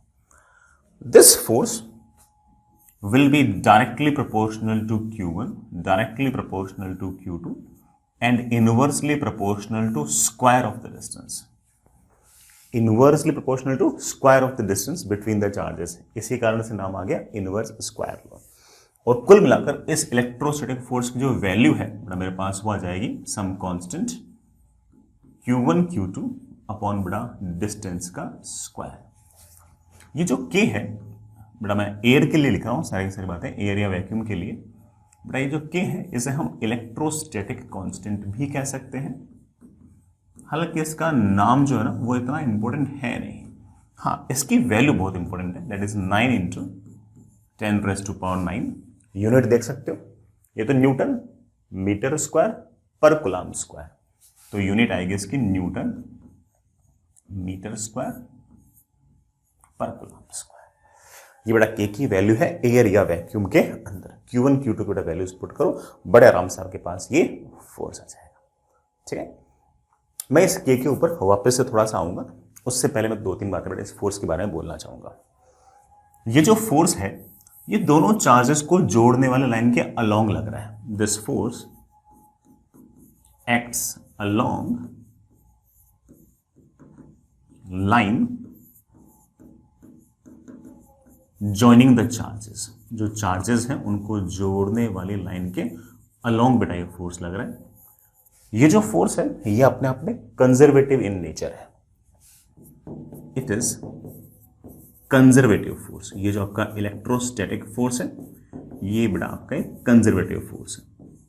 जो भी कंजर्वेटिव फोर्स होते हैं आपको बड़ा हल्का फुल्का याद भी होगा, उन सारे के सारे कंजर्वेटिव फोर्सेस के लिए हम लोग पोटेंशियल एनर्जी डिफाइन कर सकते हैं।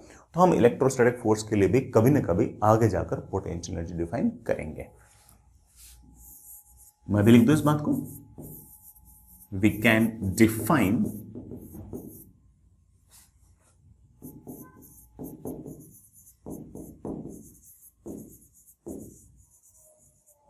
potential energy for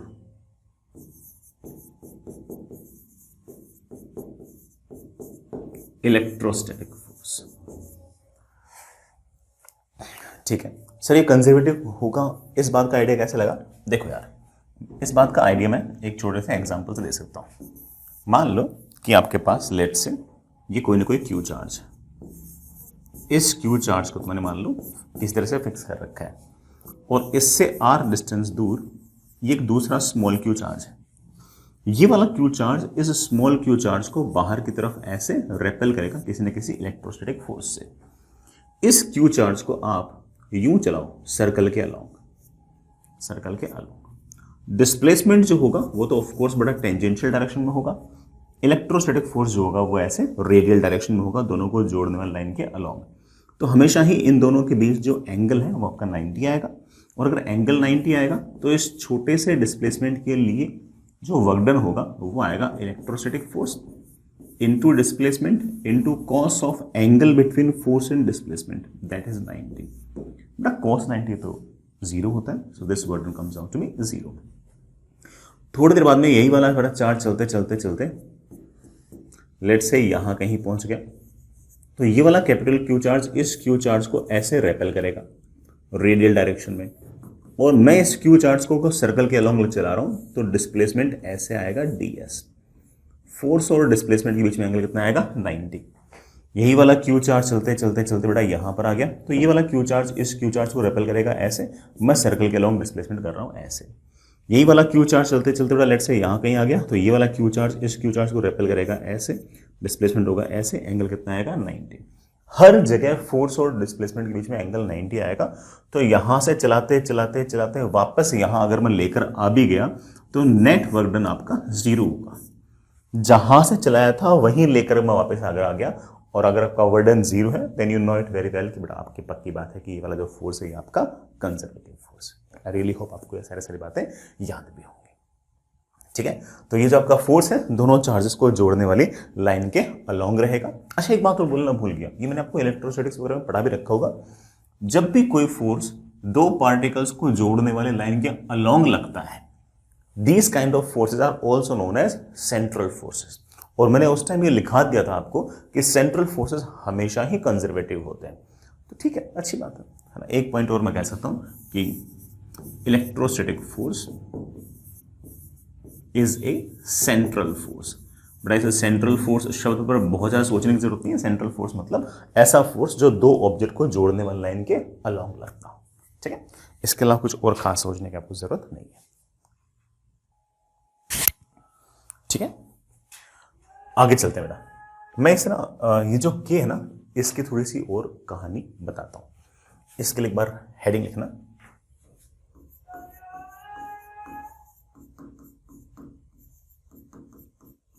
permittivity of free space. सुनना बेटा, जो हमारे पास के था जिसकी वैल्यू हमारे पास 9 × 10⁻⁹ न्यूटन मीटर स्क्वायर पर कूलम्ब स्क्वायर थी, उसको मैं ऐसे भी लिख सकता हूं कि इट इज 1/4πε0। ये जो साइन है बेटा इसका नाम क्या है? एप्सिलॉन। साइन का नाम जैसे थीटा होता है, अल्फा होता है बेटा, वैसे ही आपका एप्सिलॉन, इस साइन का नाम होता है एप्सिलॉन।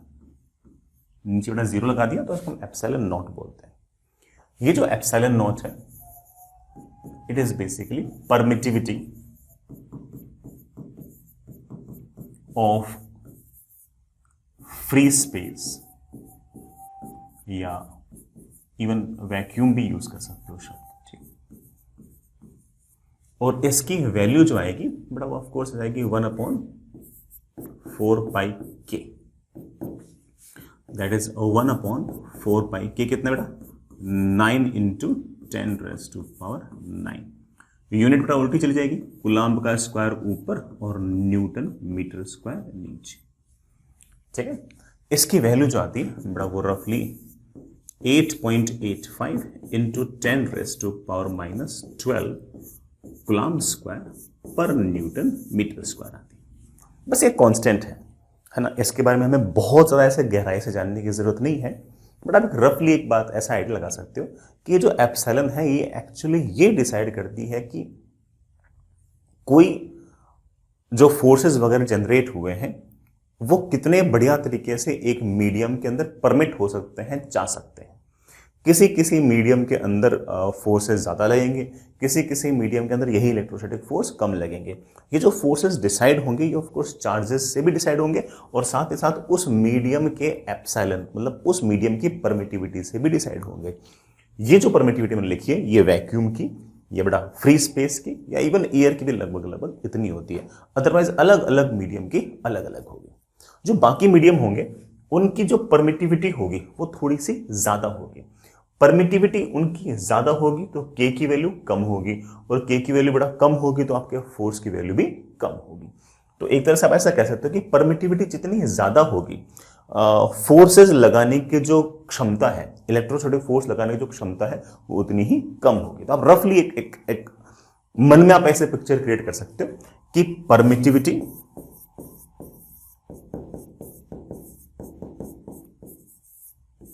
जितनी ज्यादा हुई बेटा, परमिटिविटी जितनी ज्यादा होगी के की वैल्यू उतनी ही कम होगी, और के की वैल्यू कम होगी तो ऑब्वियस बात है आपके फोर्स की वैल्यू भी कम ही होगी।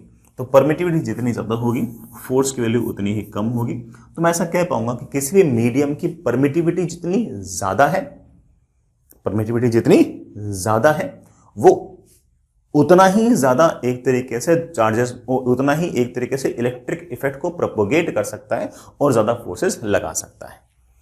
ठीक है, अगर परमिटिविटी कम है तो मैंने उल्टा बोल दिया शायद, परमिटिविटी अगर कम है तो इसका मतलब आपके एप्सिलॉन की वैल्यू कम है, के की वैल्यू ज्यादा है, और के की वैल्यू अगर ज्यादा है तो ऐसे केस के अंदर बड़ा ज्यादा दूरी तक बड़े आराम से फोर्सेस लग सकते हैं और इलेक्ट्रिक इफेक्ट क्रिएट हो सकते हैं। इस परमिटिविटी की वैल्यू अगर ज्यादा है तो के की वैल्यू कम है, के की वैल्यू कम है तो फोर्स की वैल्यू कम है, फोर्स की वैल्यू अगर कम है तो इसका मतलब बहुत ज्यादा बढ़िया तरीके से फोर्स प्रोपोगेट नहीं हुआ है, ज्यादा फोर्सेस नहीं लगेंगे। ठीक है, हम इसको अलग से डिटेल में भी देख ही लेंगे, बट आप रफली ऐसा आइडिया लगा सकते हो कि परमिटिविटी जितनी ज्यादा बड़ा जो इलेक्ट्रोस्टैटिक फोर्स आएगा नेट वो उतना ही कम आएगा। ठीक है, इतनी सी बात मेरे ख्याल से आपको याद रह सकती है, कोई खास इसमें इतना इश्यू आपको आएगा नहीं। एक छोटा सा सवाल, बड़ा ये सवाल जेई ने पूछा है, फाइंड, हालांकि मैं इसको थ्योरी में लिखने वाला था बट मैंने सोचा कि मैं मेरे बच्चों से पूछ लेता हूं। Find dimension of permittivity of free space. बेटा जो एप्सिलॉन नॉट है इसकी डायमेंशन लिखो, ये जेई का सवाल है। उसमें बस ऑप्शन दे रखे थे, मैंने एक तरह से सब्जेक्टिव सवाल पूछ लिया, कोई दिक्कत नहीं, कर लेंगे। एप्सिलॉन नॉट की अगर डायमेंशन लिखनी है तो ऊपर तो कूलम्ब का स्क्वायर मतलब चार्ज का स्क्वायर, चार्ज होता है आई टी तो उसका square I square T square, नीचे बड़ा force M L T -2, meter का स्क्वायर मतलब बड़ा ऑफकोर्स लेंथ का स्क्वायर, एम गया ऊपर, एल की पावर 3 गया ऊपर, टी की पावर बड़ा कितना बन गया 4, आई की power 2। This is the dimension of epsilon not. Of course not to remember, ऐसा नहीं कि हम ऐसे याद करने बैठ गए, मुझे खुद को याद नहीं है, निकाल लेंगे जब भी जरूरत आपको पड़ेगी। ठीक है, तो जब भी 2 पॉइंट चार्जेस इस तरह से वैक्यूम या एयर में पड़े हो तो आप इस तरह से फोर्सेस लिख सकते हैं। आगे चलते हैं। नेक्स्ट इज, अगर कोई और मीडियम हुआ तो क्या कहानी है? हल्की सी बड़ा कहानी चेंज होगी, सुनते हैं समझते हैं। ठीक है बच्चों, ये सारे की सारी बातें मेरे ख्याल से आप लोग याद रखो। आगे चलते हैं। नेक्स्ट इज, यही इलेक्ट्रोस्टैटिक फोर्स जो है ये दूसरे किसी मीडियम के अंदर कैसे लगेगा, कितना लगेगा, इसको भी डिस्कस कर लेते हैं। कि मान लो कि एयर ना हो, वैक्यूम ना हो, फ्री स्पेस ना हो, कोई और मीडियम हो, मान लो कि चार्जेस वाटर के अंदर पड़े हों, तो कितना इलेक्ट्रोस्टैटिक फोर्स लगेगा। चार्जेस अगर मान लीजिए कि बेटा कैरोसिन के अंदर पड़े हों, तब कितना इलेक्ट्रोस्टैटिक फोर्स लगेगा। तो उसका एक बेसिक आइडिया हम लोगों को होना चाहिए। तो पहले मैं एक छोटी सी एक बात समझा रहा हूँ बेटा, दैट इज पोलराइजेशन। ऐसे ही सिंपल सी बात है, बहुत ऐसे बड़ा काम ऐसा है। जैसे मान लीजिए कि कोई लेट्स से कोई मॉलिक्यूल है, ठीक है, और उस मॉलिक्यूल के अंदर किसी एटम के अंदर बीचों बीच बड़ा प्लस साइन होता है और चारों तरफ इलेक्ट्रॉन्स है ना वैसे से चक्कर काट रहे होते हैं। वो जो इलेक्ट्रॉन्स लगातार चक्कर काट रहे होते हैं, तो उनका जो सेंटर है ना, उनका जो सेंटर है वो एक्चुअली इसके ज्योमेट्रिकल सेंटर पर ही लाई कर जाता है, ठीक है, वही लाई कर जाता है। तो हम ऐसा रफली मान के चल सकते हैं कि प्लस बीचों बीच है, माइनस लगातार चारों तरफ घूम रहा है, उसका सेंटर ऑफ मास यहीं कहीं आएगा, तो बीच में ही प्लस और बीच में ही माइनस हम प्रैक्टिकली ऐसे मान सकते हैं। ठीक। अगर मान लीजिए कि मैं इसके पास में कोई प्लस क्यू चार्ज लेकर आऊँ, जैसे मैं प्लस क्यू चार्ज लेके आऊंगा तो जो माइनस क्यू चार्ज जो था ना वो हल्का सा प्लस क्यू की तरफ जाएगा, और ये जो पॉजिटिव चार्ज है ये हल्का सा दूर जाएगा। इस कारण से अब दोनों जो ना वो कोइंसाइड नहीं करेंगे, बल्कि इस मॉलिक्यूल के अंदर माइनस जो होगा वो थोड़ा सा लेफ्ट में आ जाएगा और प्लस थोड़ा सा इधर आ जाएगा। और हम ऐसा कहते हैं कि आपका जो मॉलिक्यूल है उसमें पोलराइजेशन हो गया है। क्या हो गया है? पोलराइजेशन। और इस पोलराइजेशन के कारण क्या क्या इफेक्ट आएंगे हम इसको हल्का सा डिस्कस करते हैं। मान लीजिए कि आपके पास सिचुएशन कुछ ऐसी है कि मेरे पास ये कोई पॉजिटिव चार्ज है प्लस Q1, ये बड़ा कोई पॉजिटिव चार्ज है प्लस Q2। इन दोनों चार्जेस को मैंने ऐसे ना किसी मीडियम के अंदर रख दिया, किसी मीडियम के अंदर रख दिया। लेट्स से कि मैंने वाटर के अंदर रख दिया, ठीक है। अब होगा क्या कि इस प्लस क्यू चार्ज के आस पड़ोस में जितने वाटर के मॉलिक्यूल्स है ना,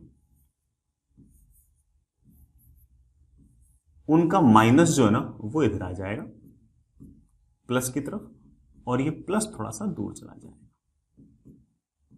प्लस थोड़ा सा दूर चला जाएगा। इसी तरह से ये जो प्लस क्यू वाला चार्ज है ना, इसके पास में भी जो मॉलिक्यूल्स हैं उनका पोलराइजेशन होगा, और माइनस चार्ज जो ना वो ऐसे थोड़ा सा नजदीक आ जाएगा, और प्लस वाला चार्ज थोड़ा सा ऐसे दूर चला जाएगा, माइनस ऐसे प्लस ऐसे, ठीक।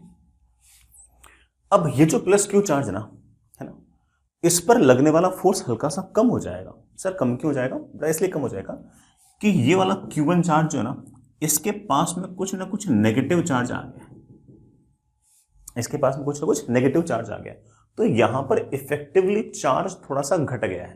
भाई ये Q2 तो पॉजिटिव है, इसके पास में नेगेटिव चार्ज आ गया, तो इस रीजन के अंदर ऑन एन एवरेज चार्ज हल्का सा घट गया है। और चार्ज अगर हल्का सा घट गया है ऐसे समझने के लिए, तो ऑफ कोर्स इलेक्ट्रिक इफेक्ट्स थोड़े से घट गए हैं। इलेक्ट्रिक इफेक्ट्स अगर थोड़े से घट गए हैं तो फोर्स भी अब उतना नहीं लग रहा जितना इलेक्ट्रोस्टैटिक वाले केस में लग रहा था। अब थोड़ा सा फोर्स जो है वो कम लगेगा। तो ये जो Q1 Q2 एक दूसरे पर जो नेट इलेक्ट्रोस्टैटिक फोर्स लगा रहे हैं, नेट सबका जोड़ जाड़ के ये जो पोलराइजेशन वगैरह हुआ है, इसके कारण जो चार्जेस वगैरह आस पड़ोस में इकट्ठे हुए हैं, उन सबके कारण Q2 पर लगने वाला जो नेट इलेक्ट्रोस्टैटिक फोर्स है बड़ा, उसकी वैल्यू हो जाएगी K dash Q1 Q2 upon दोनों के बीच की दूरी का स्क्वायर। दोनों के बीच की दूरी लेट्स से R। सर ये K डैश क्या है समझाता हूं मैं। K डैश जो है it is basically 1/4 pi epsilon. Sir ये एप्सिलॉन क्या है? एप्सिलॉन तो साइन है, अदरवाइज इसका नाम तो तुम जानते हो बेटा क्या है? It is permittivity of this medium, जो मीडियम है उसका। It is permittivity of this medium, ठीक है ना। ये ऑब्वियस बात है किसकी प्रॉपर्टी होगी? ये it is property of medium, it is obviously property of medium. अलग अलग मीडियम के लिए इस एप्सिलॉन की वैल्यू या फिर परमिटिविटी की वैल्यू अलग अलग होगी, ठीक है। कोई कोई मीडियम ऐसा होगा जिसके अंदर इस तरह का पोलराइजेशन बड़ी आसानी से होगा। पोलराइजेशन बड़ी आसानी से होगा तो इस प्लस क्यू के पास में नेगेटिव चार्ज बहुत जल्दी आ जाएगा और बहुत ज्यादा आ जाएगा, और इस कारण से इफेक्टिव जो इलेक्ट्रिक इफेक्ट्स हैं वो घट जाएंगे। इलेक्ट्रिक इफेक्ट्स घट जाएंगे तो फोर्स उतना ही ज्यादा घट जाएगा। फोर्स घट जाएगा इस बात का मतलब ये है कि के डैश घट जाएगा, मतलब आपके एप्सिलॉन की वैल्यू ज्यादा हो जाएगी। तो मैं ऐसा कह सकता हूं कि जिन मीडियम्स के अंदर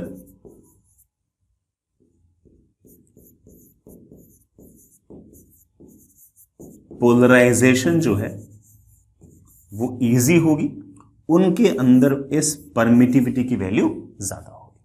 परमिटिविटी की वैल्यू ज्यादा होगी तो ऑफ कोर्स बेटा के डैश की जो वैल्यू है वो कम होगी और फोर्स की वैल्यू भी कम होगी। जिन मीडियम्स के अंदर पोलराइजेशन इतनी आसानी से नहीं होता, उनके मॉलिक्यूल्स बड़ा इस तरह से प्लस माइनस ऐसे आसानी से माइनस ऐसा नजदीक नहीं आता। मान लो किसी के अंदर पोलराइजेशन जो है मान लीजिए टफ है, तो उनके अंदर इस एप्सिलॉन की वैल्यू कम होगी, के डैश की वैल्यू ज्यादा होगी और बड़ा फोर्स की वैल्यू ज्यादा होगी। और वैक्यूम के अंदर तो आस पड़ोस में मॉलिक्यूल्स है ही नहीं, तो वहां पर तो पोलराइजेशन होगा ही नहीं, उसमें सिर्फ और सिर्फ Q1 और Q2 होंगे, तो वहां पर तो ऑब्वियस बात है कि फोर्स की वैल्यू सबसे ज्यादा होगी। ठीक है, ये जो आपका एप्सिलॉन है ये हमेशा एप्सिलॉन नॉट से बड़ा या बराबर होगा। बराबर तो सिर्फ और सिर्फ एयर या वैक्यूम के केस में, अदरवाइज बड़ा एप्सिलॉन जो है वो हमेशा एप्सिलॉन नॉट से बड़ा या बराबर होगा। ठीक है, यहां तक बेटा मेरे ख्याल से सारी बातें क्लियर हो गई। एक मैं छोटी सी बात और बोलना चाहता हूं, हम यहां पर एक टर्म और डिफाइन कर रहे हैं एप्सिलॉन आर, जिसे हम बोलते हैं रिलेटिव परमिटिविटी ऑफ मीडियम। किसी भी मीडियम की रिलेटिव परमिटिविटी हम इस तरह से डिफाइन करते हैं कि उस मीडियम की परमिटिविटी कितनी है डिवाइडेड बाय एयर या वैक्यूम की परमिटिविटी कितनी है। मीडियम की परमिटिविटी डिवाइडेड बाय एयर या वैक्यूम की permittivity, it is simply permittivity of medium divided by permittivity of vacuum या फिर बड़ा फ्री स्पेस। बस अब ऑब्वियस बात बड़ा एप्सिलॉन हमेशा एप्सिलॉन नॉट से बड़ा ही है, बराबर तो सिर्फ वैसे वैक्यूम वाले केस में होता है। तो ऑब्वियस बात है कि इस एप्सिलॉन आर की जो वैल्यू है it will be always greater than और इक्वल टू 1। और ऑब्वियस बात है बड़ा जो यूनिट इसकी वही यूनिट इसकी, जो डायमेंशन इसकी वो डायमेंशन इसकी। तो ये जो आपका एप्सिलॉन आर है ये अपने आप में एक यूनिटलेस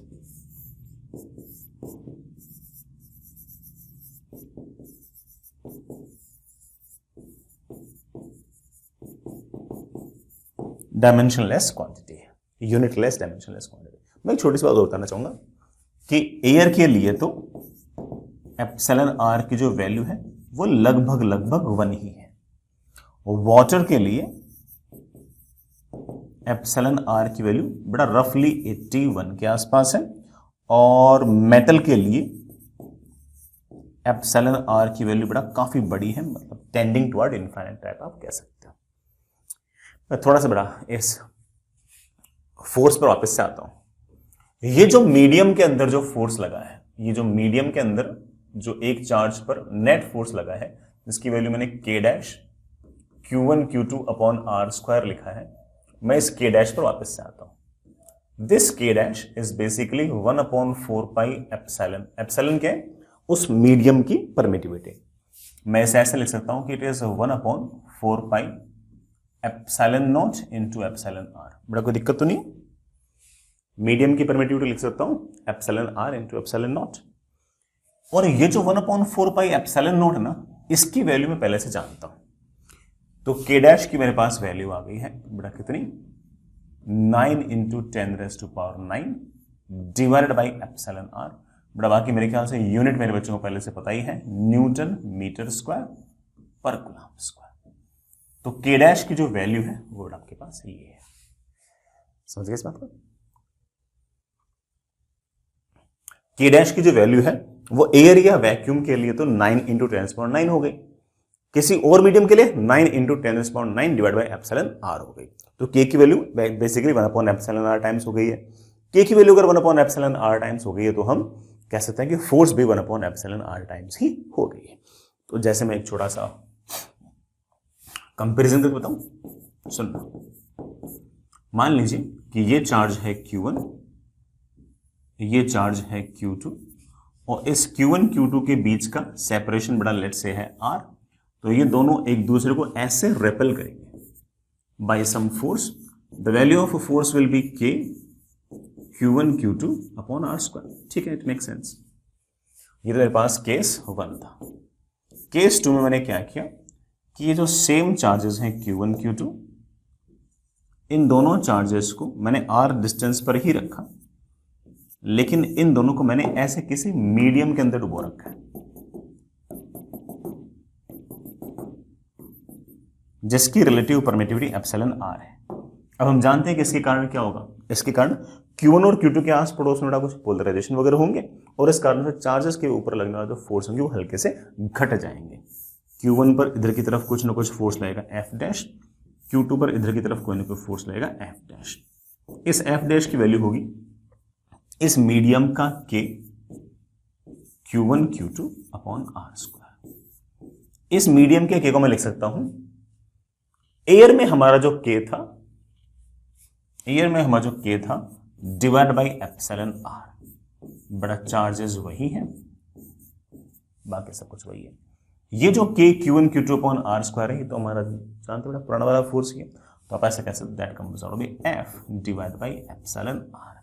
यहां पर अगर दोनों चार्जेस एक दूसरे पर अगर F फोर्स लगा रहे हैं तो यहां पर चार्जेस पर लगने वाला जो नेट फोर्स है वो F अपॉन एप्सिलॉन R है, अगर बड़ा डिस्टेंस उतनी की उतनी ही है तो। ठीक है, ठीक है बच्चों, आगे चले। नेक्स्ट इज, बड़ा कुछ सवाल करते हैं, बहुत ही छोटे छोटे आराम आराम से करने वाले ऐसे सवाल। दो चार्जेस हैं, एक चार्ज है बेटा 5 मिलीकूलम का, दूसरा चार्ज है -20 माइक्रोकूलम का।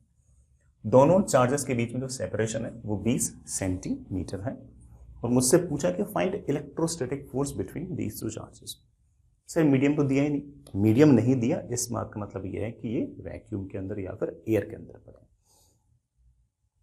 अगर किसी और मीडियम में पड़े होते तो बता रखा होता। ठीक है, ये चार्ज पॉजिटिव है, ये चार्ज नेगेटिव है, तो ऑब्वियस बात है कि दोनों फोर्सेस एक दूसरे को ऐसे अपनी तरफ अट्रैक्ट करेंगे। ये फोर्स F तो बड़ा ये वाला फोर्स भी बाई F। अगर हमसे कोई पूछे कि इस F की वैल्यू क्या है, हम बड़े आराम से निकाल देंगे। F की वैल्यू होगी K Q1 Q2 upon R square. K की वैल्यू हमें पता है कि एरिया वैक्यूम के अंदर 9 इंटू 10⁹ न्यूटन मीटर स्क्वायर पर कूलम स्क्वायर मल्टीप्लाइड बाय इसका चार्ज 5 इंटू 10⁻³ कूलम, इसका चार्ज 20 माइक्रोकूलम, तो 20 इंटू 10⁻⁻6 कूलम। सर माइनस क्यों लिखा? मतलब नहीं है, हमें तो सिर्फ और सिर्फ मैग्नीट्यूड निकालना है, तो वो मतलब ऐसा है नहीं। हाँ, माइनस से एक फर्क जरूर पड़ा कि बड़ा फोर्स जो होगा वो एट्रैक्टिव होगा, वो डायग्राम में दिखा चुका हूं। अपॉन डिस्टेंस का स्क्वायर। अब डिस्टेंस 20 सेंटीमीटर है, तो 20 सेंटीमीटर ना लिख के बड़ा 0.2 मीटर लिखे। 20 सेंटीमीटर 0.2 मीटर, तो 0.2 मीटर लिखे। मीटर का स्क्वायर कैंसिल, कूलम का स्क्वायर, कूलम इंटू कूलम भी कैंसिल। मेरे पास आ गया 9 इंटू 10⁻⁹ और बेटा ये तो कैंसिल ही हो गया, तो 9 इंटू 5 इंटू 20। ठीक है, 9 इंटू 5 इंटू 20। 0.2 का स्क्वायर इज बड़ा ऑफ कोर्स 0.04। ये 2 जीरो पे बड़ा 2 जीरो पे आ गए, 4 से बड़ा ये कैंसिल, कितना आ गया 500। ठीक है ना, 500 इंटू 5 बड़ा कितना होगा 2500 इंटू 9। ठीक है, कितना आ गया 22500 न्यूटन। ये दोनों चार्जेस एक दूसरे पर इतना तगड़ा फोर्स लगा रहे होंगे, 22500 न्यूटन के आसपास का बड़ा फोर्स इस तरह से लगा रहे होंगे। आई रियली होप कि सारा का सारा सवाल बड़ा आपको समझ में आ ही गया होगा। आगे चले। नेक्स्ट इज अगला सवाल ऐसे थोड़ा कॉन्सेप्चुअल सवाल सही है, सुनिएगा। Find minimum electrostatic force between two point charges. दो पॉइंट चार्जेस हैं placed at separation of 5 millimetre in air. दो चार्ज पार्टिकल हैं Q1 और Q2। उन दोनों के बीच में जो सेपरेशन है वो बड़ा 5 मिलीमीटर है, तो 5 इंटू 10⁻³ मीटर लिख दो, और एयर के अंदर है। और मुझसे पूछा है कि दोनों के बीच में मिनिमम फोर्स कितना होगा। बड़ा फोर्स होगा of course K Q1 Q2 upon जो भी दूरी है उसका स्क्वायर। R जो है गिवन है, K जो है गिवन है। भाई एयर बोल दिया तो पता ही बेटा K की वैल्यू क्या है। Q1 Q2 नहीं दिए हुए, फिर सर आंसर कैसे निकालूं? ये बेटा सवाल के अंदर ही छुपी हुई वाली बात। मुझे कहा है कि इस फोर्स की लीस्ट वैल्यू लेनी है। फोर्स की अगर लीस्ट वैल्यू लेनी है तो Q1 Q2 की भी लीस्ट वैल्यू लेनी है। सर जीरो ले लो, यार जीरो नहीं ले सकते हैं, साफ साफ लिखा हुआ है कि पॉइंट चार्जेस है। चार्जेस तो है, तो लीस्ट चार्ज कितना हो सकता है? ई। इलेक्ट्रॉन का चार्ज और प्रोटॉन का जो चार्ज है वो लीस्ट चार्ज है, जो इंडिपेंडेंटली एग्जिस्ट कर सकता है, इंडिपेंडेंटली एग्जिस्ट कर सकता है। मैंने पहले आपको बोल रखा है इंडिपेंडेंटली जो है वो E/2 या 0.5 E या 0.3 E एग्जिस्ट नहीं करता। तो Q1 Q2 की जो लीस्ट वैल्यूज पॉसिबल है बड़ा वो क्या है? E पॉसिबल है। सर E ही क्यों लिया? 2 टाइम्स E क्यों नहीं लिया? तो मुझे फोर्स कम से कम चाहिए, तो चार्जेस भी कम से कम। लीस्ट चार्ज जो एग्जिस्ट कर सकता है इंडिपेंडेंटली दैट इज E। तो मेरे पास फोर्स की वैल्यू आ गई है K 9 into 10⁻⁹ newton meter square upon coulomb square. Q1 Q2 दोनों ही है 1.6 इंटू 10⁻⁻19 कूलम्ब, तो दोनों सेम ही लिख दो। अपॉन बेटा दूरी का स्क्वायर 5 इंटू 10⁻³ मीटर का होल स्क्वायर। मीटर का स्क्वायर कैंसिल, कूलम्ब का स्क्वायर कैंसिल। 9 इंटू 10⁻⁹ बड़ा 1.6 का स्क्वायर तो 2.56 होता होगा। 2.56 इंटू 10⁻⁻38 अपॉन 25 इंटू 10⁻⁻6। ठीक है ना, that is equals to 9 into 2.56 upon 25 into बड़ा 10⁻6 ऊपर गया तो 9 और 6 बड़ा कितना हो गया? 15। तो बड़ा मेरे ख्याल से 10⁻⁻23 आ गया होगा। This is the answer. थोड़ा सिंप्लीफाई करना चाहो, थोड़ा और सोल्व करना चाहो तो कर लेना, ठीक है। ये बड़ा आंसर, ठीक है। आगे चलते हैं। नेक्स्ट इज अच्छा सा प्यारा सा सवाल, सिर्फ और सिर्फ इलेक्ट्रोस्टैटिक फोर्स लिखना आना चाहिए, बाकी सारे काम तो आपके हो ही जाएंगे। बड़ा एक प्लस क्यू चार्ज है, इस क्यू चार्ज को मैंने ऐसे कील से ठोक रखा है, हिंज कर रखा है, ठीक। दूसरा चार्ज है माइनस क्यू जिसका मास है m, और पहले वाले चार्ज से r डिस्टेंस दूर है। किसी प्रकार का कोई और फोर्स कंसिडर नहीं करना, ग्रेविटी वगैरह कुछ कंसिडर नहीं करनी, सिर्फ इलेक्ट्रोस्टैटिक फोर्सेस ही कंसिडर करने, और ये कंसिडर करना है कि इस प्लस क्यू को हमने हिंज कर रखा है। बस इस माइनस क्यू चार्ज को मैंने ऐसे कोई ना कोई वेलोसिटी दे दी और ये ऐसे लगातार चक्कर काट रहा है। ये वेलोसिटी कितनी है, ये मेरा सवाल है। फाइंड v मतलब माइनस क्यू के पास कितनी वेलोसिटी होगी, so that it performs circular motion around capital Q. Capital Q के अराउंड ये माइनस क्यू लगातार इस तरह सर्कुलर मोशन करती रहे, इसके लिए कितनी स्पीड मेरे को देनी पड़ेगी? वेरी सिंपल, अगर ये वाला क्यू चार्ज इस तरह से चक्कर काट रहा है तो सेंटर अगर आपका बड़ा प्लस क्यू है तो इस तरफ कोई ना कोई फोर्स आना चाहिए, इस तरफ कोई ना कोई एक्सेलरेशन होना चाहिए। मेरे बच्चे जानते हैं कि एक्सेलरेशन होगा v²/r। एक्सेलरेशन तो तभी होता है जब इस तरफ कोई ना कोई फोर्स होता है। इस तरफ फोर्स कितना होगा? तो आप बोलोगे सर ये वाला प्लस क्यू इस माइनस क्यू को अपनी तरफ अट्रैक्ट करेगा किसी न किसी इलेक्ट्रोस्टैटिक फोर्स से, और उस इलेक्ट्रोस्टैटिक फोर्स की वैल्यू होगी के, बड़ा के को लिख सकता हूं 4πε0 Q1 Q2। सर माइनस क्यों लिखा? बड़ा माइनस तो सिर्फ और सिर्फ वो डायरेक्शन बताने की काम आ रहा था, डायरेक्शन में दिखा दी कि एक पॉजिटिव एक नेगेटिव, तो फोर्स आपका अट्रैक्टिव होगा। तो के Q1 Q2 अपॉन दूरी का स्क्वायर, सर आपको पता कैसे लगे सब कुछ एयर के अंदर ही है? मैं आपको पहले बोल चुका हूँ, कुछ ना बोल रखा हूँ तो हम तो एयर ही मानेंगे। This is the net force and मेरे बालक जानते हैं कि net force is always equals to mass multiplied by acceleration. Force है अंदर की तरफ, एक्सेलरेशन भी अंदर की तरफ। This acceleration is known as your centripetal acceleration, V square by are.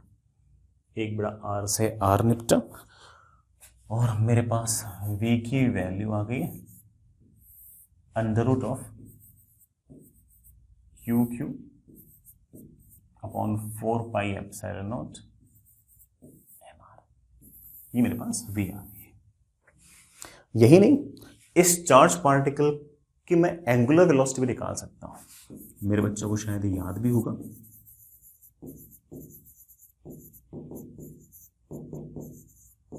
v by are. अगर कोई मुझसे पूछे कि इसकी एंगुलर वेलोसिटी क्या होगी, तो that is under root of Q upon 4 pi epsilon not m times R raised to power 3। अगर वो मुझसे पूछ ले कि सर पूरा चक्कर काटने में समय कितना लगेगा, तो मैं कहूंगा कि देखो भाई, ओमेगा कांस्टेंट है तो टाइम पीरियड हमारे पास होता है 2 पाई बाई ओमेगा। मैं लिखता हूं 2 pi under root of 4 pi epsilon not M R raised to power 3 upon Q. यही नहीं, एक सेकंड के अंदर कितने चक्कर काट लेगा ये वाला चार्ज पार्टिकल, उसको हम शायद बेटा कुछ ना कुछ नाम दिया करते थे। क्या फ्रीक्वेंसी कहते थे क्या? हाँ, फ्रीक्वेंसी अगर कोई मुझसे पूछ ले बेटा, दैट इज 1/t और उसकी वैल्यू आएगी 1/2 pi under root of Q upon 4 pi epsilon not M R raised to power 3। कितने चक्कर काटेगा एक सेकंड में आपकी वो फ्रीक्वेंसी। तो मैं अगर बेसिक अगर न्यूटन का मोशन लगाना आता है तो हम कोई सा भी सवाल बड़े आराम से कर सकते हैं। इस तरह के सवाल अगेन बेटा जेई ने पूछ रखे हैं, ठीक है। आपसे कोई सा भी अगर पूछ ले तो आपको सिर्फ और सिर्फ न्यूटन लॉ ही लगाना आना चाहिए, बाकी सब हो जाएगा।